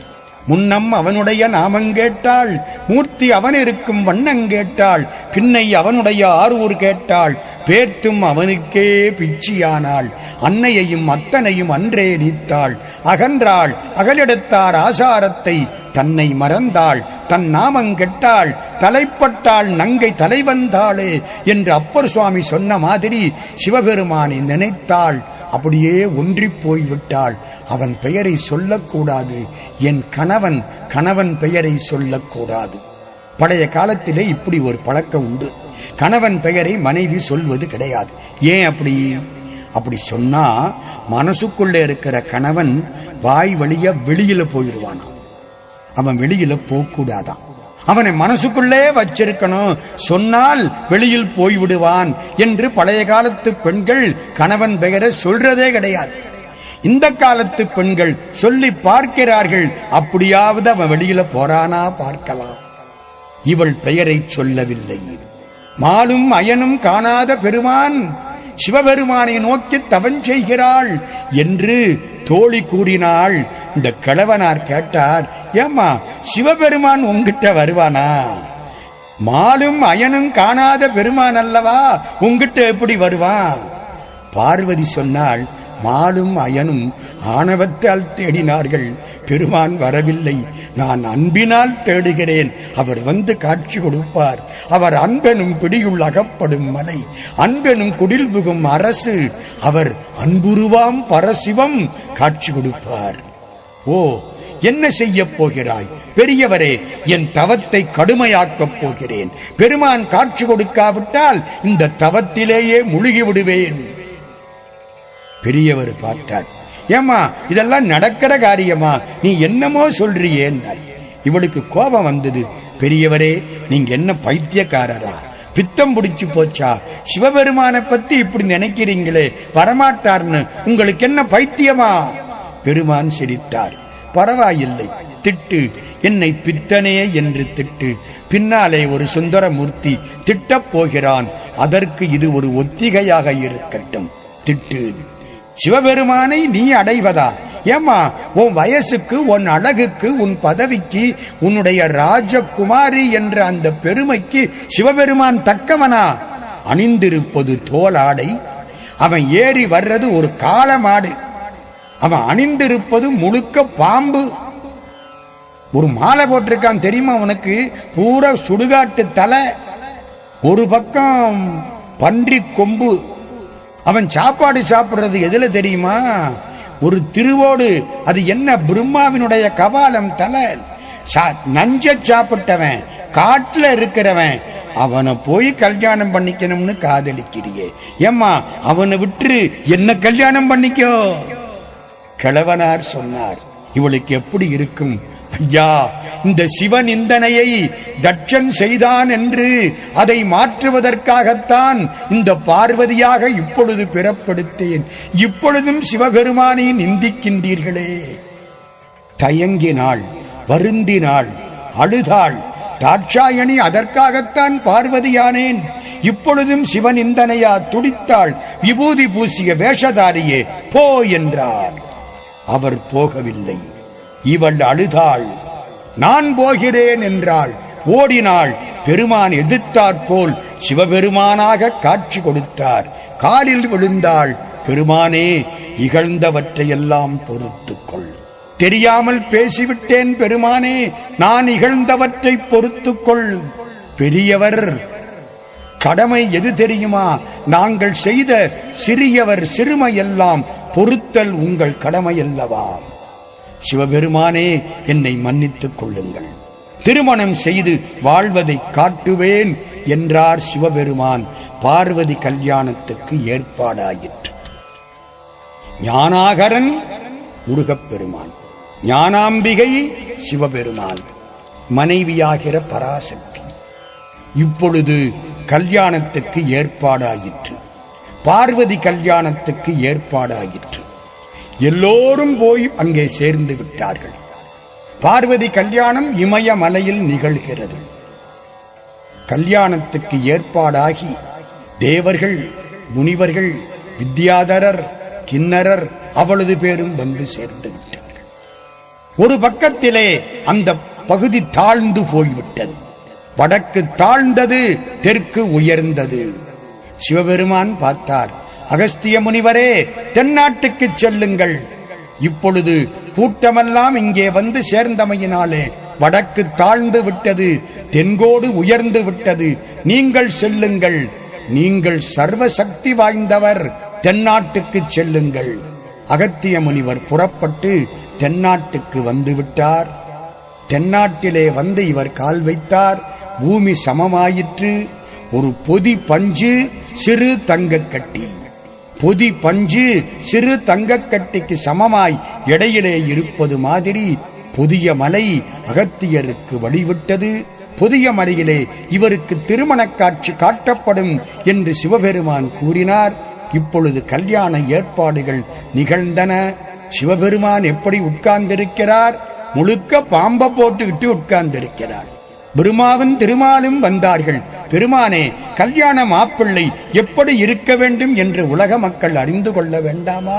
நீங்கள் அலங்காரம் செய்து கொள்ளுங்கள். இந்த பாம்பையெல்லாம் தூக்கி போடுங்கள். மாணிக்க மாலையை அணிந்து கொள்ளுங்கள். புலித்தோல் வேண்டாம், பொன்னாடையை ஏற்றுக் கொள்ளுங்கள். பெருமானை அலங்கரித்தார்கள். எவனை அலங்கரித்தால் அலங்கார பொருள்களுக்கு சிறப்பு உண்டாகுமோ அவனை அலங்கரித்து பார்த்தார்கள். யாரை இனிமேலும் அலங்கரிக்க முடியாதோ அந்த பெருமானை அலங்கரித்து பார்த்தார்கள். அழகாக சிவபெருமான் வந்து வீற்றிருக்கிறார். பக்கத்திலே அம்பாள் பராசக்தி பார்வதியாக வீற்றிருக்கிறார். புரோகிதம் யார் செய்வது? வியாழ பகவானே வந்து உட்கார்ந்தார். பிள்ளையார் பிடிக்கலாமா? என்ன பிடிப்பது? பிள்ளையாரே வந்து உட்கார்ந்தார். பிரம்மா வந்து உட்கார்ந்தார். திருமணம் நடந்தது. சிவபெருமான் உமையோடும் காட்சி கொடுக்கிறார். பாலும் சுவையும் இணைந்தன, மணியும் ஒளியும் இணைந்தன, சந்தனமும் மணமும் இணைந்தன. எல்லோரும் மகிழ்ச்சியாயிருந்தார்கள். மன்மதன் மனைவி ரதிதேவி வந்தாள். சிவபெருமான் காலில் விழுந்தாள். பெருமானே, உலகமெல்லாம் மகிழ்ச்சியாயிருக்கிறது, என் கணவன் எரிந்து போய்விட்டானே. பெருமான் கருணையோடு காட்சி கொடுத்தார்.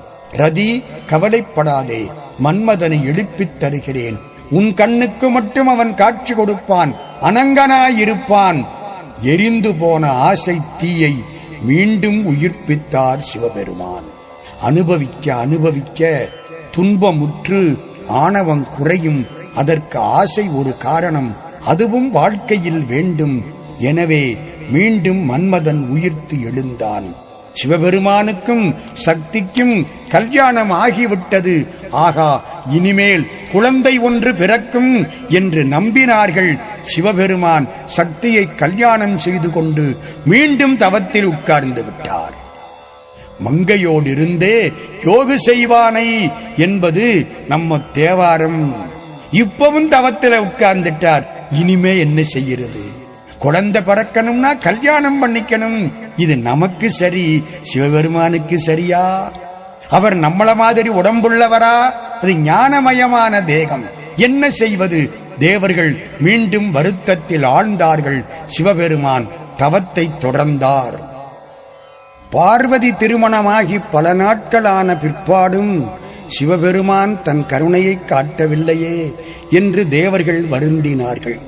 சிவனை யாம் வெறுத்தல் குற்றம், சிறந்த நோன்பு இயற்றிடாதே, தவறு செய்தனம் என்று எம்மை நோவதே தக்கது என்றார். சிவபெருமானை நாம் வெறுக்கக்கூடாது. நாம் நோன்பு ஒழுங்காக இயற்றவில்லை, நாம் தவறு செய்து விட்டோம் என்று நம்மை நாமே நொந்து கொள்ள வேண்டும் என்று தேவர்கள் வருந்தினார்கள். வாயுதேவனை அனுப்பினார்கள். சிவபெருமான் எப்படி இருக்கிறார் என்று பார்த்து வா, அவர் தவத்தில் இருக்கிறாரா இல்லையா என்று பார்த்து வா. வாயுதேவன் மெதுவாக சிவபெருமான் நிலையை காண்பதற்கு ஒற்றன் மாதிரி வந்தான். நந்தியம்பெருமான் அறிந்து கொண்டார். ஒரு ஊங்காரம் செய்தார். வாயுதேவன் மயங்கி வீழ்ந்தான். தேவர்கள் வந்தார்கள், நந்தியின் அடியில் விழுந்தார்கள். சிவபெருமானை பார்த்தார்கள். சிவபெருமான் திருவடியில் விழுந்து அலறினார்கள். பெருமானே, நீதான் எங்களை காப்பாற்ற வேண்டும். சிவபெருமான் கண்ணத் திறக்கிறார். என்ன வேண்டும் கேளுங்கள்.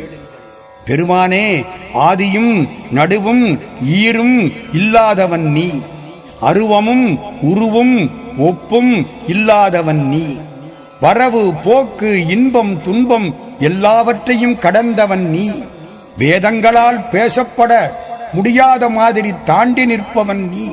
விமலனே, ஒரு பிள்ளையை நீ உன்னை போன்ற பிள்ளையை தர வேண்டும் என்று வேண்டினார்கள்.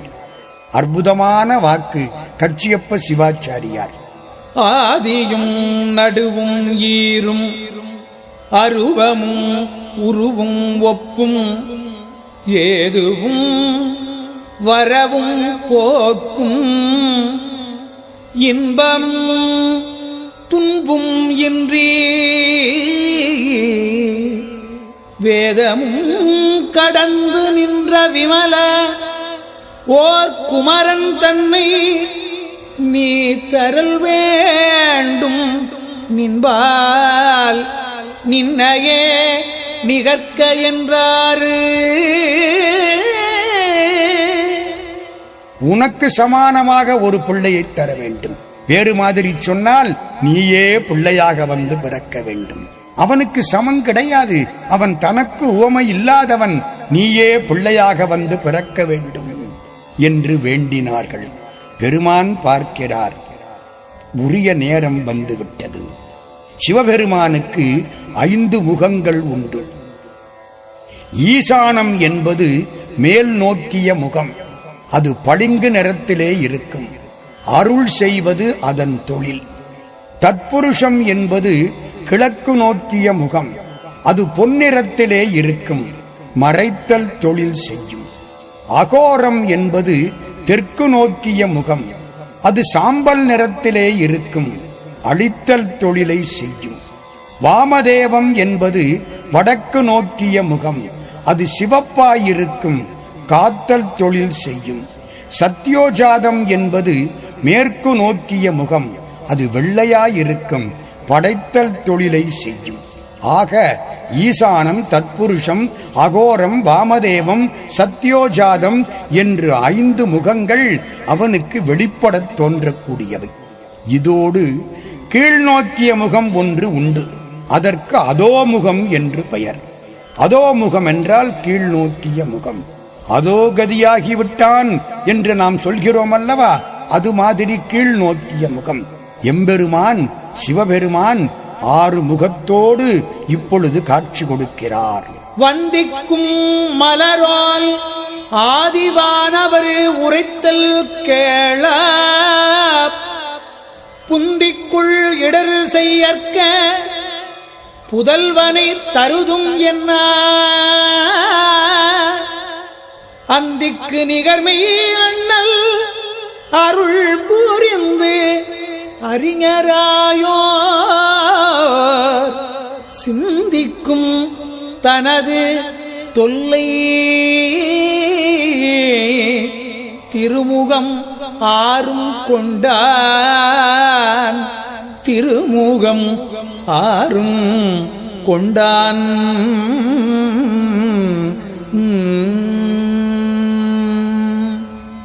மலரோனாதி வானவர்கள் வாழ்த்தினார்கள்.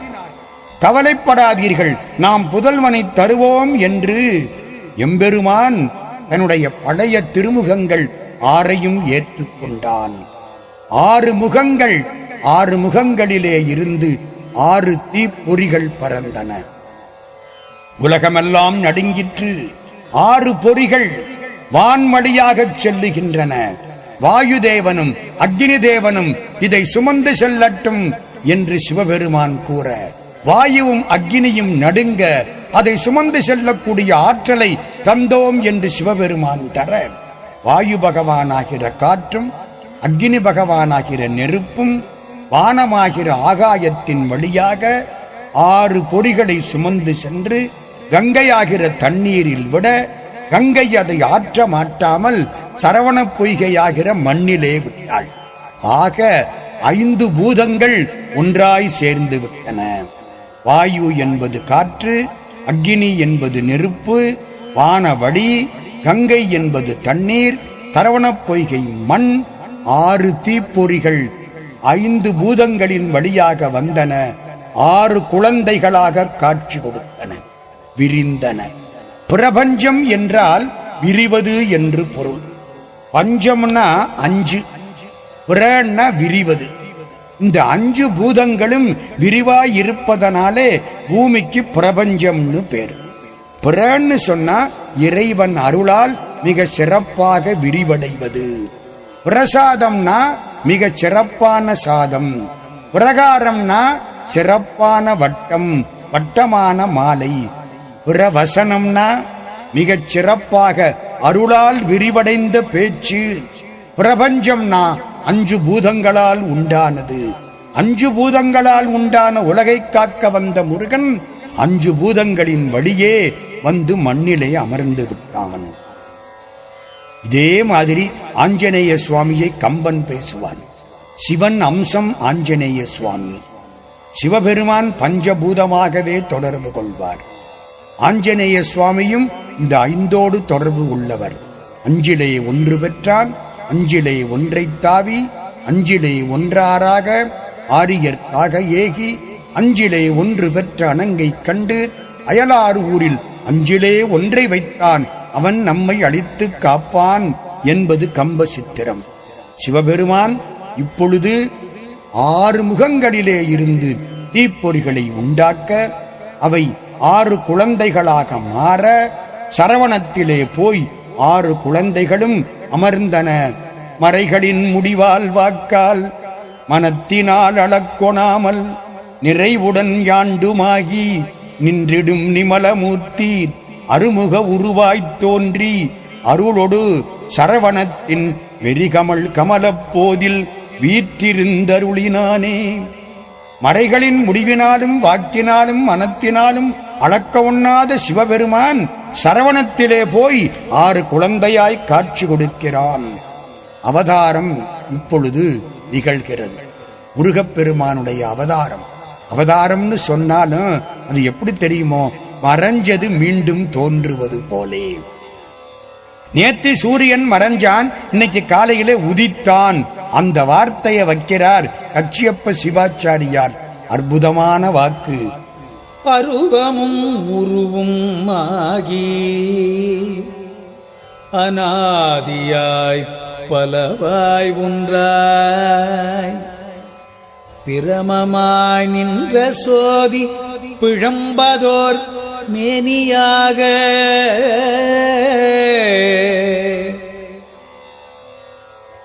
சோதி பிழம்பதோர் மேனியாக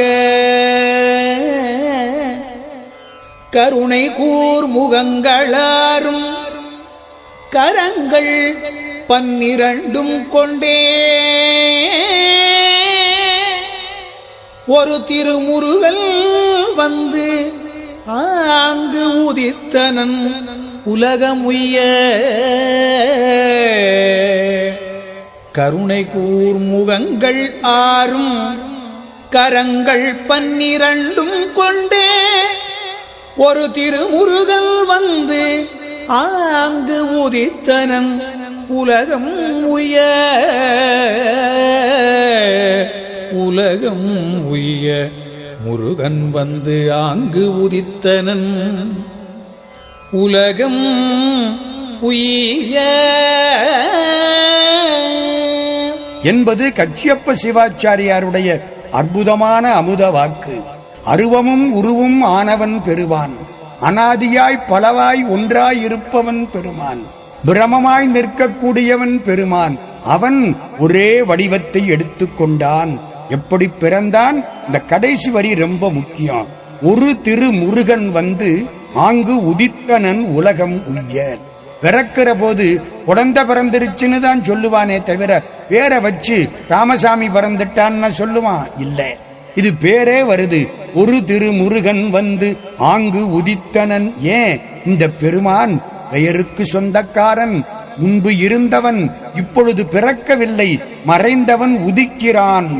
பிறக்கும் பொழுதே இந்த பெருமான் வேரோடு பிறக்கிறான், மறைந்தவன் இப்பொழுது உதிக்கிறான். இந்த கடைசி ரொம்ப முக்கியம். ஒரு திருமுருகன் வந்து ஆங்கு உதித்தனன் உலகம் உய்ய. உதித்தனன்ல ஒரு ஊனா, உலகத்துல ஒரு ஊனா, உய்யம் அது உய்ய அதுல ஒரு ஊனா. இந்த 3 உகரம் இருக்கு. என்ன அர்த்தம்? உகரம் என்பது காப்பாற்றுவது, அகரம் என்பது படைப்பது, உகரம் என்பது காப்பாற்றுவது, மகரம் என்பது ஒடுக்கிக் கொள்வது. ஓம்ங்கிறது இந்த அகர உகர மகரம். நம்ம கடவுள்கிட்ட போய் நீ என்னை படைப்பாயாகன்னு கேட்கறது இல்லை. கடவுள்கிட்ட போய் என்னை ஒடுக்கிக்கொள் என்று கேட்கக்கூடிய அளவுக்கு நமக்கு தைரியமும் கிடையாது. என்ன கேட்கிறோம்? கடவுளே காப்பாத்து. உகரம் என்பது காப்பாற்றக்கூடிய எழுத்து. அதனாலதான் தமிழ் நூற்கள், பழைய முதல் பாட்டுக்கள் உகரத்தில் தொடங்கும். உலகம் யாவையும் தாமுளவாக்கலும் உலகலாம் உணர்ந்தோதற்கரியவன் உலகம் உவப்ப வல நேர்வு திரிதரு திருமுருகாட்டுப்படை. ஆக இப்படியே ஒன்னொன்னும் தொடங்கும். உலகம் ஊனாவில தொடங்கும். இந்த 3 ஊனாவும் காப்பாற்றுவது. கடவுள் நம்மை 3 நிலைகளில் காப்பாற்றுகிறார். ஆரம்பத்தில் நம்ம அறிவில்லாம அறியாமையில கிடந்தோம். இப்போ கொஞ்சம் அறிவும் அறியாமையும் சேர்ந்திருக்கு. இதுக்கப்புறம் முற்றறிவு வருமானால் முழுக்க அறிவுமயமாய் இருக்க போறோம். நமக்கு 3 நிலை. 1 அறியாமை, 2 இப்பொழுது அறிவும் அறியாமையும், 3வது முற்றறிவு. இந்த 3லும் காப்பாற்றக்கூடியவன் முருகப்பெருமான் என்று காட்டுவது போல 3 உகரங்களை வைத்து உதித்தனன் உலகம் உய்ய என்றார். நேற்று இன்று நாளை. நேற்றும் காப்பாற்றியவன் முருகன், இன்றும் காப்பாற்றுபவன் முருகன், இனியும் காப்பாற்றப் போபவன் முருகன் என்று காட்டுவது போலே ஒரு திரு முருகன் வந்து ஆங்கு உதித்தனன் உலகம் உய்ய என்று பாடினார் கச்சியப்ப சிவாச்சாரியார். 6 குழந்தைகள், கார்த்திகை பெண்கள் 6 பேர் தவம் செய்தார்கள், வளர்த்தார்கள். 6 குழந்தைகளையும் 6 பெண்கள் வளர்த்தார்கள். அதனாலே இவனுக்கு கார்த்திகேயன் என்று பெயர். பம்பாயிலே முருகனுக்கு கார்த்திக் சுவாமி என்று பெயர். இவனுக்கு கார்த்திகை நாள் விரதம் சிறப்பானது. குமரகுரு கார்த்திகை பெருமாளே என்று திருப்புகள் பேசும். கங்கை சுமந்தமையினாலே இவனுக்கு காங்கேயன் என்று பெயர். சரவணத்தில் வந்ததினாலே சரவணபவன் என்று பெயர். ஏன் கந்தன்னு பேரு தெரியுமோ?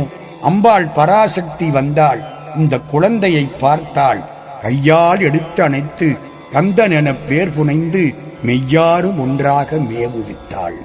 6 உடம்பையும் ஒன்னா சேர்த்தாள். 6 தலை, 12 கரங்கள், ஒரே உடம்பு, அம்பாளால் சேர்க்கப்பட்டவன்.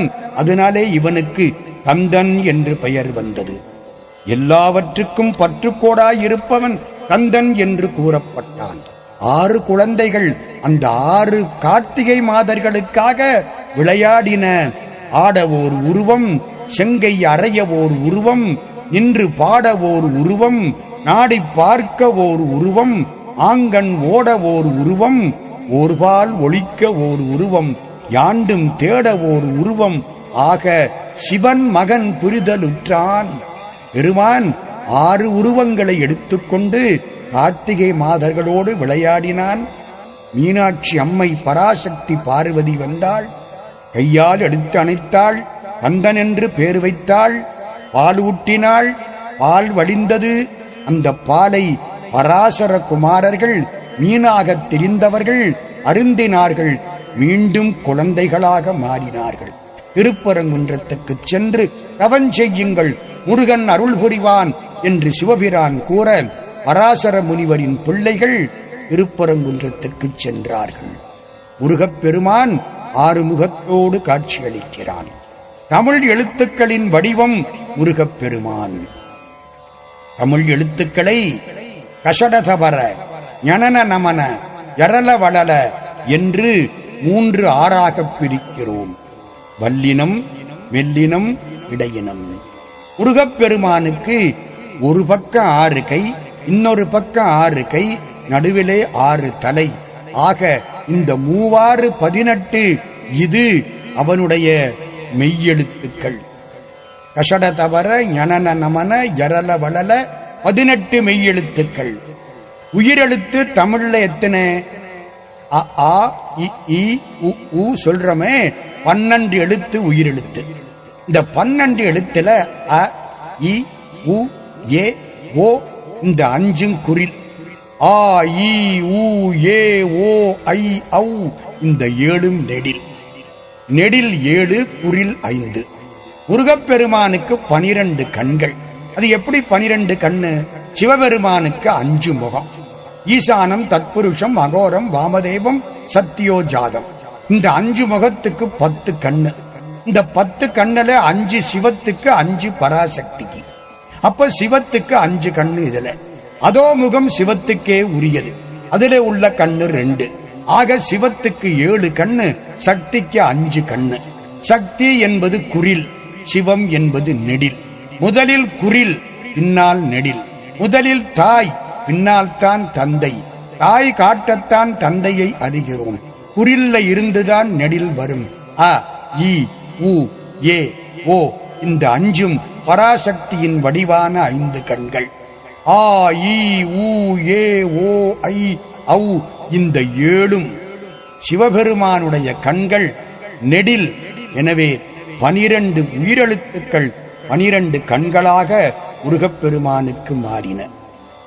கஷட தவற, ஞனன நமன, யரல வளல 18 மெய்யெழுத்துக்கள் அவனுடைய கரங்களாகவும் தலைகளாகவும் மாறின. எல்லாம் சரி, இந்த ஆயுத எழுத்து ஒண்ணு கையில் இருக்கு. அக்கன்னா அதை என்ன செய்கிறது? தமிழர்கள் பார்த்தார்கள், அதை ஒரு ஆயுதமாக மாற்றி வேற்படையாக்கி எம்பெருமான் திருக்கரத்தில் கொடுத்து விட்டார்கள். வீட்டுல பேர் வைக்கிற பொழுது வேலாயுதம்னு பேர் வைப்போம். அது படைக்கல நாயகம் எம்பெருமான் முருகப்பெருமான், தமிழ் எழுத்துக்களின் வடிவம். அதனால்தான் அந்த பெருமானுக்கு அவளது சிறப்பு. தமிழ் வேறு, முருகன் வேறு அல்ல. பெருமானுடைய தோற்றம் சிவபெருமானுடைய மறு வடிவம், அவ்வளவுதான். அவனுக்கு 6 குணங்கள் உண்டு. என்ன 6 குணங்கள்?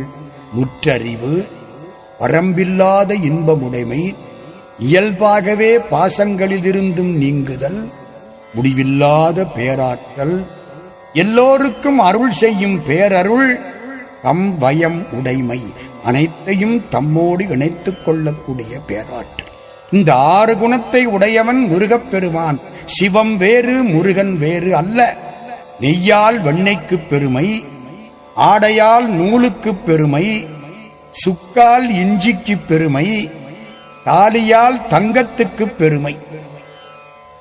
நெய்யி சாப்பிடுறதுனாலதான் வெண்ணெய்க்கு சிறப்பு, ஆடையா மாத்தினதுனாலதான் நூலுக்கு சிறப்பு, ரொம்ப நாளைக்கு வச்சிருக்க சுக்கா மாத்தினா இஞ்சிக்கு பெருமை, தங்கத்தை தாலியாக மாற்றினால் தங்கத்துக்கு பெருமை.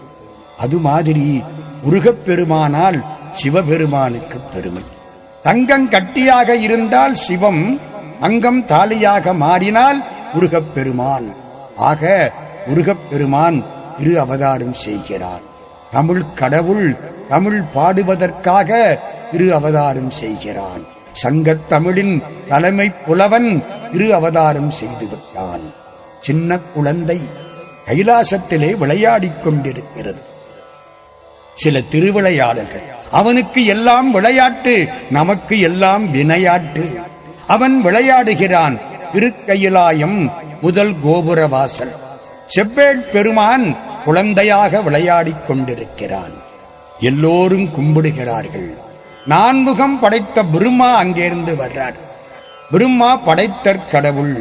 அவருக்கு 4 பக்கத்திலேயும் 4 தலை, கிழக்கு மேற்கு வடக்கு தெற்கு. அதனாலே அவருக்கு திக்குவாயன் ஒரு பேரு. அது என்ன திக்குவாயன்? வேதம் சொல்றவனா திக்குவாயன்? ஆமாம். எப்படி? ஒரு திக்குக்கு ஒரு வாய், கிழக்கு திக்கிலே ஒரு வாய், மேற்கு திக்கிலே ஒரு வாய், வடக்கு திக்கிலே ஒரு வாய், தெற்கு திக்கிலே ஒரு வாய். திக்குகள் தோறும் வாயுடையவன் ஆனமையினாலே அவனுக்கு திக்குவாயன் என்று பெயர். அந்த 4 பிரம்மா வரும் பொழுது முருகப்பெருமானை பார்க்கிறார். சிவனும் முருகனும் ஒன்று என்று அந்த அறிவுக்கு எட்டவில்லை. என்ன சின்ன குழந்தை தானே என்று கொஞ்சம் எண்ணிவிட்டார். வணங்காமல் போய்விட்டார். முருகனும் சிவனும் ஒன்று என்ற ஞானம் அறிஞர்களுக்கு உண்டாகும். பிரம்மாவுக்கே அந்த மாயை மறைத்து விட்டது. சிவனுடைய பிள்ளைதானே, முருகன் வேறுதானே, குழந்தைதானே என்று விலகி போய்விட்டார். முருகப்பெருமான் அழைக்கிறார். இங்கே வா. வந்தார். கையெடுத்து கும்பிட்டார். நீ யார்? பிரம்மா. என்ன தொழில் செய்கிறாய்? படைத்தல் தொழில் செய்கிறேன். ஓ, உலகத்தை படைக்கிறாயா? படைப்பதற்கு அடிப்படை என்ன?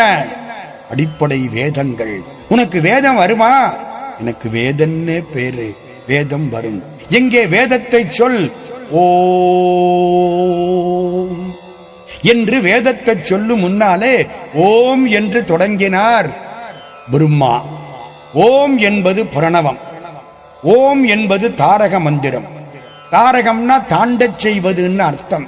பிறவி கடலை தாண்டச் செய்வது ஓம். யாழ்ப்பாணத்திலே ஆம் என்று சொல்ல மாட்டார்கள், ஓம் என்று மந்திரத்தைத்தான் சொல்லுவார்கள். முருகப்பெருமானுக்கு 6 முகம் சொன்னனே. ஒரு முகம் நா என்ற எழுத்து, ஒரு முகம் மா என்ற எழுத்து, ஒரு முகம் சி என்ற எழுத்து, ஒரு முகம் வா என்ற எழுத்து, ஒரு முகம் யா என்ற எழுத்து. ஆக நமசிவாய 5 எழுத்து, 5 முகம். ஓம் என்பது அவனுக்கு இன்னொரு முகம். ஆக ஓம் நமசிவாய என்பது 6 முகம். முகங்களில் ஒன்று ஓம். அந்த ஓங்கார பொருளை முருகப்பெருமான் யாரை நோக்கி கேட்கிறார்? பிரம்மாவை நோக்கி கேட்கிறார். அவனுக்கு தெரியவில்லை. முகத்தில் ஒன்றதாய் அவ்வெழுத்துடையதோர் முருகன் நகைத்து முன் எழுத்தினுக்கு உரை பொருள் என நவில மிகைத்த கண்களை விழித்தனன் வெள்கினன் விக்கி திகைத்து இருந்தனன் கண்டிலன் அப்பொருள் திறனே. திகைத்திருந்தனன் கண்டிலன் அப்பொருள் திறனே. அவன் திகைத்தான், விழித்தான், வெட்கப்பட்டான். வேதம் தெரியும், இந்த ஓங்காரத்து பொருள் தெரியாதே என்று பிரம்மா திகைத்து போய்விட்டார். தாரக பிரம்மம் ஓங்காரம், அது தெரியாமல் எப்படி படைப்பது? காசி தன்னிடை முடிபவர்க்கு எம்பிரான் கடரும் மாசில் தாரக பிரம்மமாம் அதன் பயன் ஆய்ந்தான் என்று பேசுவார்கள். காசியிலே இறப்பவர்களுக்கு எம்பெருமான் சொல்லக்கூடிய தாரகம் ஓங்காரம். இது தெரியாத நீ படித்தவன் என்று கூறிக்கொள்ளலாமா? நாமெல்லாம் வெட்கப்பட வேண்டும். ஆனானப்பட்ட பிரம்மாவுக்கே அது தெரியலன்னா நமக்கு என்ன தெரியும்? அவளது படித்தவன் பிரமன், சரஸ்வதியை நாக்கிலே உடையவன், கலைமகள் கணவன், கலைமகள் தலைவன். அவனுக்கே அது தெரியவில்லை. இந்த ஓங்காரத்தின் பொருள் தெரியாவிட்டால் நீ எப்படி சிருஷ்டி செய்வாய்?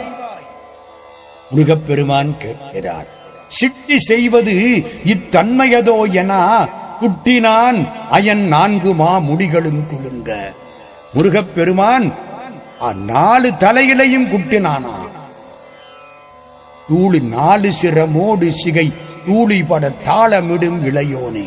அது ஏதோ தாளம் போட்டாப்புல இருந்துச்சான். அருணகிரிநாத சுவாமி சொல்றார், சிட்டி தொழுதனை செய்வதங்கன் என்று முனம் குட்டி சிறையிருத்தும் கோமானே என்பது கந்தர் கலிவன்பார்.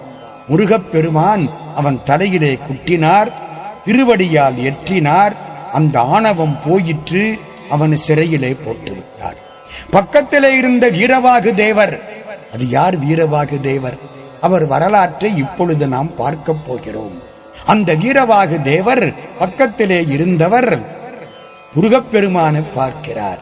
பெருமானே, இவனை சிறையில் அடைத்து விட்டால் படைத்தல் தொழிலை யார் செய்வது?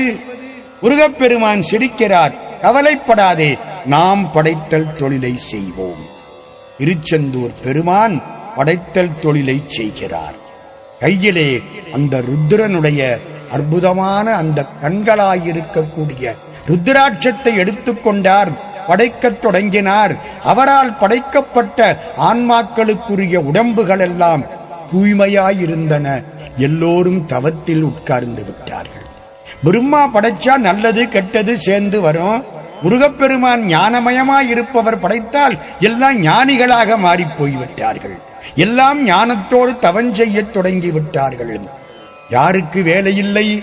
காப்பாற்றக்கூடிய பெருமாளுக்கு வேலையில்லை, அழிக்கக்கூடிய ருத்ரமூர்த்திக்கு வேலையில்லை. எம்பெருமான் 3 வேலையையும் தானே எடுத்துக்கொண்டு விட்டான். திருச்செந்தூரிலே இப்பொழுது மாசித் திருவிழாவிலும் ஆவணி பெருந்திருவிழாவிலும் பார்க்கலாம். எம்பெருமான் வெள்ள சாத்தி வருவார். எல்லாம் வெள்ளை, ஆடை வெள்ளை, மலர்கள் வெள்ளை, அவரை கும்பிடக்கூடிய அடியார்கள் மனம் வெள்ளை, எல்லாம் வெள்ளையா வருவார். அது படைப்பதற்கு அடையாளம். பின்னாலே பச்சையாக வருவார். எல்லாம் பச்சையாக இருக்கும். அது காப்பாற்றுவதற்கு அடையாளம்.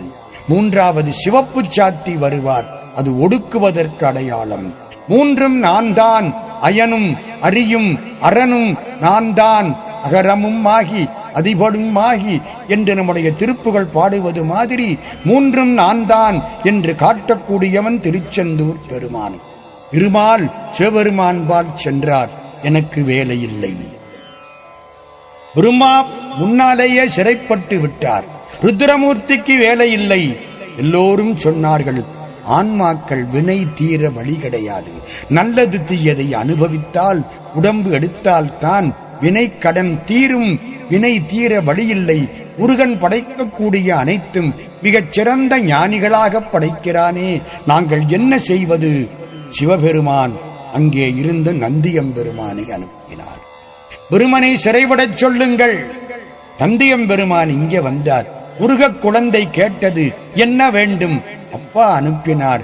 பிரம்மாவை சிறைவிட வேண்டும் என்பது அப்பாவினுடைய விருப்பம். அப்படியா? சிறைவிட முடியாது. தவறு செய்தவனுக்கு தண்டனை தரத்தான் வேண்டும். நீ நின்றால் உன்னையும் சிறையில் போட்டு விடுவேன் என்றது ஞான குழந்தை. நந்தியம்பெருமான் ஓடினார். சிவபெருமானே வந்து விட்டார். முருகா, அப்பா, பிரம்மாவை சிறையில் இருந்து நீக்கம் செய். அப்பா, அவர் தவறு செய்தவர். தவறு செய்தவர்களுக்கு தண்டனை கொடுக்காவிட்டால் சமுதாயம் கெட்டு போய்விடும். அவரை தண்டிக்க வேண்டும். இல்லையப்பா, அவர் இப்பொழுது திருந்தி விட்டார். இந்த தவச்சாலையை நீ அறச்சாலை ஆக்கக்கூடியவன். வெளிவிடு. நான் சொல்லுகிறேன், எனக்காக அவரை வெளியில் விடு. அப்பா, நீங்கள் சொன்னால் உங்கள் வார்த்தைக்கு மறுவார்த்தை பேச முடியாது. பிரம்மா வெளியில வந்தார். ஆணவம் அழிந்தது. எல்லா ஆணவமும் அழிந்தது. நமக்கு ஆணவம்தான் ரொம்ப பொல்லாது. இந்த நானுங்கிறது நம்மளை விட்டு போக மாட்டேங்குது. ராத்திரி பகல அதிகமா சொல்ற வார்த்தை என்ன? ஆய்வு செய்தார்கள் அமெரிக்காவில். காலையிலிருந்து ராத்திரி வரைக்கும் அதிகமா சொல்ற வார்த்தை நான் நான் நான் நான். இந்த திமிரு தான் நம்மளை விட்டு போக மாட்டேங்குது. இந்த ஆணவத்தினாலே நம்ம பல தப்புக்களை செய்கிறோம். தமிழ்நாட்டிலே ஒரு புலவர், பொய்யாமொழி புலவர்னு அவருக்கு பேர். அவருக்கு கொஞ்சம் இந்த ஆணவம் அதிகம். சிவபெருமானை கும்பிடுவார், சிவபெருமானை பாடுவார். ஒருத்தர் வந்தார், ஐயா முருகனை பாடுங்கள். அவர் சொன்னார், முருகனை பாட மாட்டேன். அதோட நிறுத்தி இருந்தா பரவாயில்ல, இந்த ஆணவம் கொஞ்சம் வார்த்தையை அதிகமாக போட்டு விட்டது. சொன்ன வார்த்தை நமக்கு தலைவன், சொல்லாத வார்த்தைக்கு நாம் தலைவன். இவர் சொல்லிவிட்டார். என்ன சொன்னார் தெரியுமோ? முருகனை பாடமாட்டேன்னு சொல்றதோட ஒன்னு சேர்த்தார், கோழியை பாடியவாய் குஞ்சை பாடாது. சிவபெருமான் கோழி, முருகப்பெருமான் குஞ்சுன்னு அர்த்தமா. இப்படி சொல்லிவிட்டார், பாடல. முருகப்பெருமான் கேட்டுக்கொண்டான். அப்படியா, இரு உன்னை பாட வைக்கிறேன். ஒரு நாள் புலவர் அடுத்த ஒரு மன்னனை பாடி ஒரு சிறிய மூட்டை நிறைய பொற்காசு வாங்கி கொண்டு திரும்புகிறார். முருகப்பெருமான் வேல் ஏந்திய பெருமான் கையில் கோலேந்தி காட்சி கொடுக்கிறான். நிறுத்து, நின்று விட்டார். இதென்ன கையிலே மூட்டை பொற்காசுகள்? ஏது? ஒரு மன்னரை பாடி பரிசு வாங்கி கொண்டு வந்தேன். கொண்டா. மூட்டையை பிடுங்கிக் கொண்டான். வழியிலே கல்வன் போல் நின்று சிவபெருமான் மகன் முருகப்பெருமான். சிவபெருமான் உள்ளங்கவர் கல்வன், முருகப்பெருமான் செம்மான் மகளை திருடும் திருடன் வந்து திருடனாக காட்சி கொடுக்கிறான். மூட்டையை பிடுங்கிக் கொண்டான். அவர் தவிக்கிறார். வீட்டிலே வறுமை, குழந்தைகளுக்கு சாப்பாடில்லை, என்ன செய்வது? தவிக்கிறார். நீ யார்? முருகன் கேட்கிறான். இவர் சொன்னார், நான் புலவன். புலவனா? உனக்கு பாடத் தெரியுமா? புலவன்னா பாடத் தெரியணுமே, எனக்கு பாடத் தெரியும். அப்படியா? அப்போ ஒன்னு செய், என்னை பாடு, ஒரு பாட்டு பாடு, நான் மூட்டையை தருகிறேன். ஒரு பாட்டு என்ன, மூட்டையை தருவதாயிருந்தால் ஒரு காவியமே பாடலாமே. நான் பாடுகிறேன். உன் பேரை சொல்லியா? உன் பேரை வச்சு நான் பாடுகிறேன். முருகப்பெருமான் சிரிக்கிறான். என் பெயரை கேட்கிறாயா? என் பெயர் என்ன தெரியுமா? என்ன? என் பெயர் முட்டை. முட்டையா? முட்டை என்று யாராவது பெயர் வைத்துக் கொள்வார்களா? ஆமாம், என் பெயர் முட்டைதான். முட்டையை பாடு. புலவர் யோசிக்கிறார். முட்டையை பாடினால்தான் மூட்டை கிடைக்கும். முட்டையா? மூட்டையா? மூட்டை வேண்டும். சரி, இந்த முட்டையை பாடி விடுவோம். ஒரு பாடல், ஒரு வெண்பா, இலக்கணத்தோடு பாட வேண்டிய பாடல், பொருள் சிறப்போடு பாட வேண்டிய பாடல். புலவருக்கு இம்மென்னு முன்னே 700 800 அம்மென்றால் 1000 பாட்டு வரும். அப்படியே ஒரு வெண்பாவை பாடிட்டார். யார் மேல? முட்டைங்கிற முருகன் மேல. என்ன வெண்பா? அது ஒரு நல்ல கதை. ஒரு தாய் வருத்தத்தோடு பார்க்கிறாள். இந்த பாலைவனத்திலே யார் போவார்கள்? முட்டை என்பவனுக்கு பகைவர்கள் அல்லவா போவார்கள். இந்த பாலைவனத்திலே என் மகள், அவள் காதலனோடு போய்விட்டாளே, அவளுக்கு காதல் சிறப்பாகிவிட்டது. இந்த பாலைவனத்து வெம்மை கூட அவளுக்கு தெரியவில்லையே. ஐயோ, இந்த பாலைவனம் பொல்லாத வெப்பக்காடல்லவா. இந்த பாலைவனத்திலே கள்ளிச் செடி தீப்பிடித்து எரிகிறதே, கருவேல முள் அவள் காலில் குத்துமே. இதிலே முட்டைக்கு மாறான பகைவர்கள் செல்வார்கள். என் மகள் போய்விட்டாளே என்று ஒரு தாய் வருந்துகிற மாதிரி அழகாக பாடினார் புலவர். என்ன பாடினார்? பொன்போலுங் கள்ளி பொறிபறக்குங்கானலிலே என் பேதை செல்லர் இசைந்தனளே, மின்போலும் மானவேல் முட்டைக்கு மாறாய தெவ்வரு போம் தானவேல் முள் தைக்கும் காடு. இது எப்படிப்பட்ட காடு? கள்ளிச்செடி தீ பறக்குது, தங்கம் மாதிரி தீ பறக்கு, கருவேல முள்ளு காலில குத்தும். என் பேதை போய்விட்டாள். முட்டைக்கு மாறாய பகைவர் செல்லக்கூடிய பாதையில் என் பேதை போய்விட்டாள். அவள் காலில் முள் தைக்குமே. முள் தைக்கும் என்பது முட்டைக்கும் என்று உணர்ந்து வரும். ஆக பாட்டு முடிந்தது. 2 முறை முட்டையை பாடிவிட்டார் இவர். என்ன பாட்டு பாடினார்? பொன்போலும் கள்ளி பொறிபறக்குங்கானலிலே என் பேதை செல்லற்கு செய்தனளே, மின்போலும் மானவேல் முட்டைக்கு மாறாய தெப்பர் போம் கானவேல் முள்தைக்கும் காடு. முள்தைக்கும் என்பது முட்டைக்கும் என்று வந்தது. முடிஞ்சது. முட்டையை பாடிட்டே மூட்டையை கொடு. முருகப்பெருமான் கேட்கிறான், நீ என்ன புலவன்? பாட்டு தப்பு, பாட்டு தப்பா? என் பாட்டு தப்பா? அதை நீ சொல்கிறாயா? ஆமாம், உன் பாட்டில் குற்றம் இருக்கிறது. என்ன குற்றம்? சொற்குற்றமா? சொற்குற்றம் இருந்தால் மன்னிக்கலாம். இலக்கண பிழையா? அதை கூட மன்னித்து விடலாம். என்ன குற்றம்? பொருள் குற்றம். பொருளில் குற்றம் வரக்கூடாது, தெரியுமா? தெரியும். என் பாட்டில் என்ன பொருட்குற்றம்? முருகன் இப்பொழுது பேசுகிறான். புலவரே, என்ன சொன்னீர்கள்? தங்கம் போல கள்ளிச்செடி தீப்பிடித்து எரியும் என்றீர்கள். அப்போ அவளதுக்கு வெப்பம் என்று பொருள். கீழே இருக்கிற கருவேல முள்ளு மண்ணுல அப்படியேவா கிடக்கும்? காலில் குத்துறதுக்கு அது எரிஞ்சு போயிருக்காதோ? எப்போ கள்ளிச்செடி தீ பறக்குதோ கருவேல முள்ளு எரிஞ்சு சாம்பலா போயிருக்குமே, அது எப்படி காலில் குத்தும்? ஓ அப்படியா? ஆமாம், பொருட்குற்றம். நான் சொன்னது தவறு, மன்னித்துக்கொள். அதுதான் பழைய காலத்து புலவனுக்கு சிறப்பு. தவறு செய்தாலும் ஒப்புக்கொள்வான், அதனால் திருந்தலாம். தவறு செய்வதை ஒப்புக்கொள்ளாவிட்டால் ஒரு காலம் திருந்த முடியாது. இப்பொழுது முருகன் கேட்கிறான், புலவரே, உங்கள் பெயர் என்ன? என் பெயர் பொய்யாமொழி. ஓ பொய்யாமொழி, நான் இதை வைத்து பாடுகிறேன். நீங்கள் பாடியது மாதிரி நான் பாடுகிறேன். இதுவும் அதே போல ஒரு தாய் சொல்லக்கூடிய வார்த்தை. என் மகள் அவள் காதலனோடு போய்விட்டாளே. இந்த வனம் பாலைவனம் அல்லவா? மழை பெய்ய தொடங்கினால் மேலேயே அந்த மழைத்துளி வெந்து போகுமே. ஒருவேளை மழை கீழே வருமானால் வெப்பம் எழுந்து போய் சுட்டுவிட்டு வந்து உட்காருமே. இந்த பாலைவனத்தில் பொய்யாமொழிக்கு பகைவர்கள் செல்வார்களே. என் மகள் போய்விட்டாளே. விழுந்த துளி அந்தரத்தே வேமென்றும் வீழில் எழுந்து சுடர் சுடும் என்றும் செழுங்கொண்டல் பெய்யாத கானகத்து வெய்வளையும் போயினளே. பொய்யாமொழி பகைவர் போல். பொய்யாமொழிக்கு பகைவர்கள் செல்லக்கூடிய காட்டில் என் பேதை போய்விட்டாளே. அப்பா, இந்த பாட்டு நன்றாயிருக்கிறது.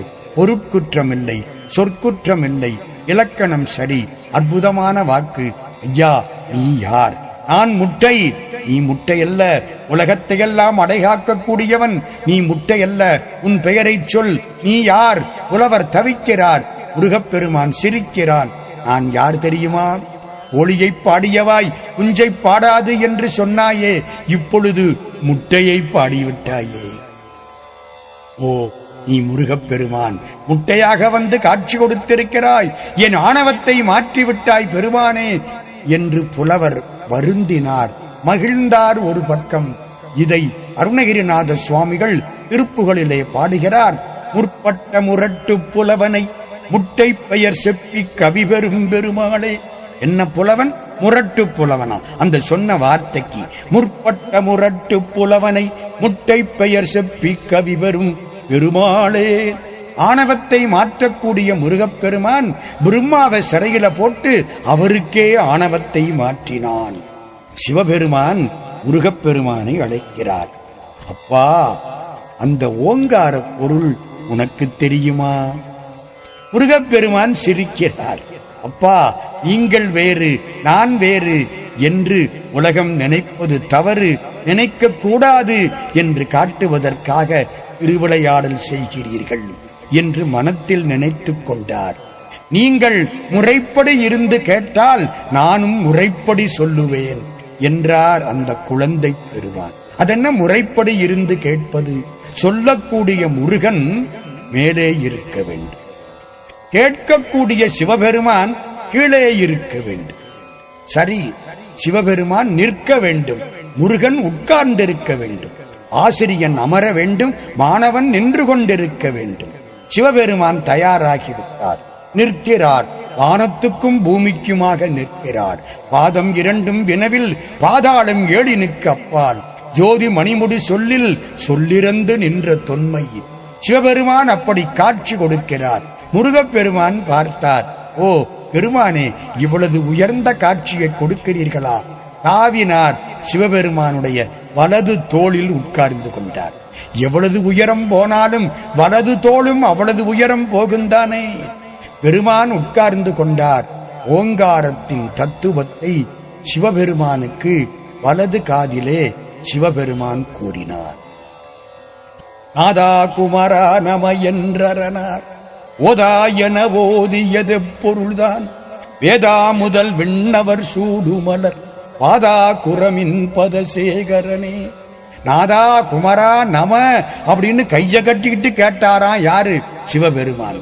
நாத போற்றி என முது தாதை கேட்க அனுபவ ஞான வார்த்தை அருளிய பெருமாளே என்பது திருப்புகழ் பாட்டு. அரவு புனைதரு புனிதரும் வழிபட மழலை மொழிகொடு தெளிதர ஒளிதிகள் அறிவை அறிவது பொருள் என அருளிய பெருமாளே. அதான் சார் உபதேசம். அறிவை அறிவது பொருள். சிவபெருமானாகிற பேரறிவை நம்முடைய அறிவை கொண்டு அறிந்து கொள்ள வேண்டும். இதுதான் ஓங்காரத்தின் பொருள். திருவாவினன்குடியிலே திருப்புகழ் பாடக்கூடிய அருணகிரிநாதர் இந்த பொருளை அழகாக சொல்லுகிறார். அபகார நிந்தை பட்டுழலாதே அறியாத வஞ்சரை புரியாதே உபதேச மந்திர பொருளாலே உனை நான் நினைந்து அருள் பெறுவேனோ. அந்த இடம் ரொம்ப முக்கியம். உனை நான் நினைந்து அருள் பெறுவேனோ. ஓங்காரத்திலே 3 உண்டு. அகரம் உகரம் மகரம். அகரம் என்பது சிவபெருமான், உகரம் என்பது அம்பாள் பராசக்தி அருள், மகரம் என்பது ஆன்மா. இந்த 3 சேர்ந்ததுதான் ஓங்காரம். ஆன்மா பராசக்தியின் அருளால் சிவத்தை சேருகிறது. சிவபெருமான் பராசக்தியின் மூலம் ஆன்மாவுக்கு அருள் புரிகிறான். இவ்வளவுதான் ஓங்காரம். இதத்தான் உனை நான் நினைந்து அருள் பெறுவேனோ. உனை என்றது சிவபெருமானை, நான் என்றது ஆன்மாவை, அருள் என்றது பராசக்தியை. ஆன தனி மந்திர ரூப நிலை கொண்டது ஆடு மயிலென்பதறியேனே. மயில் ஒரு கழுத்த சாட்சி நிற்கிற பொழுது ஓம்ங்கிற எழுத்து தெரியும். விநாயகப் பெருமானுடைய முகத்தை பார்க்கிற பொழுது ஓம்ங்கிற எழுத்து தெரியும். பிரணவத்துக்கு விளக்கம் கொடுத்தார் பெருமான். ஓரெழுத்தில் 6 எழுத்தை ஓதுவித்த பெருமாளே என்று திருப்புகழ் அற்புதமாக பாடுகிறது.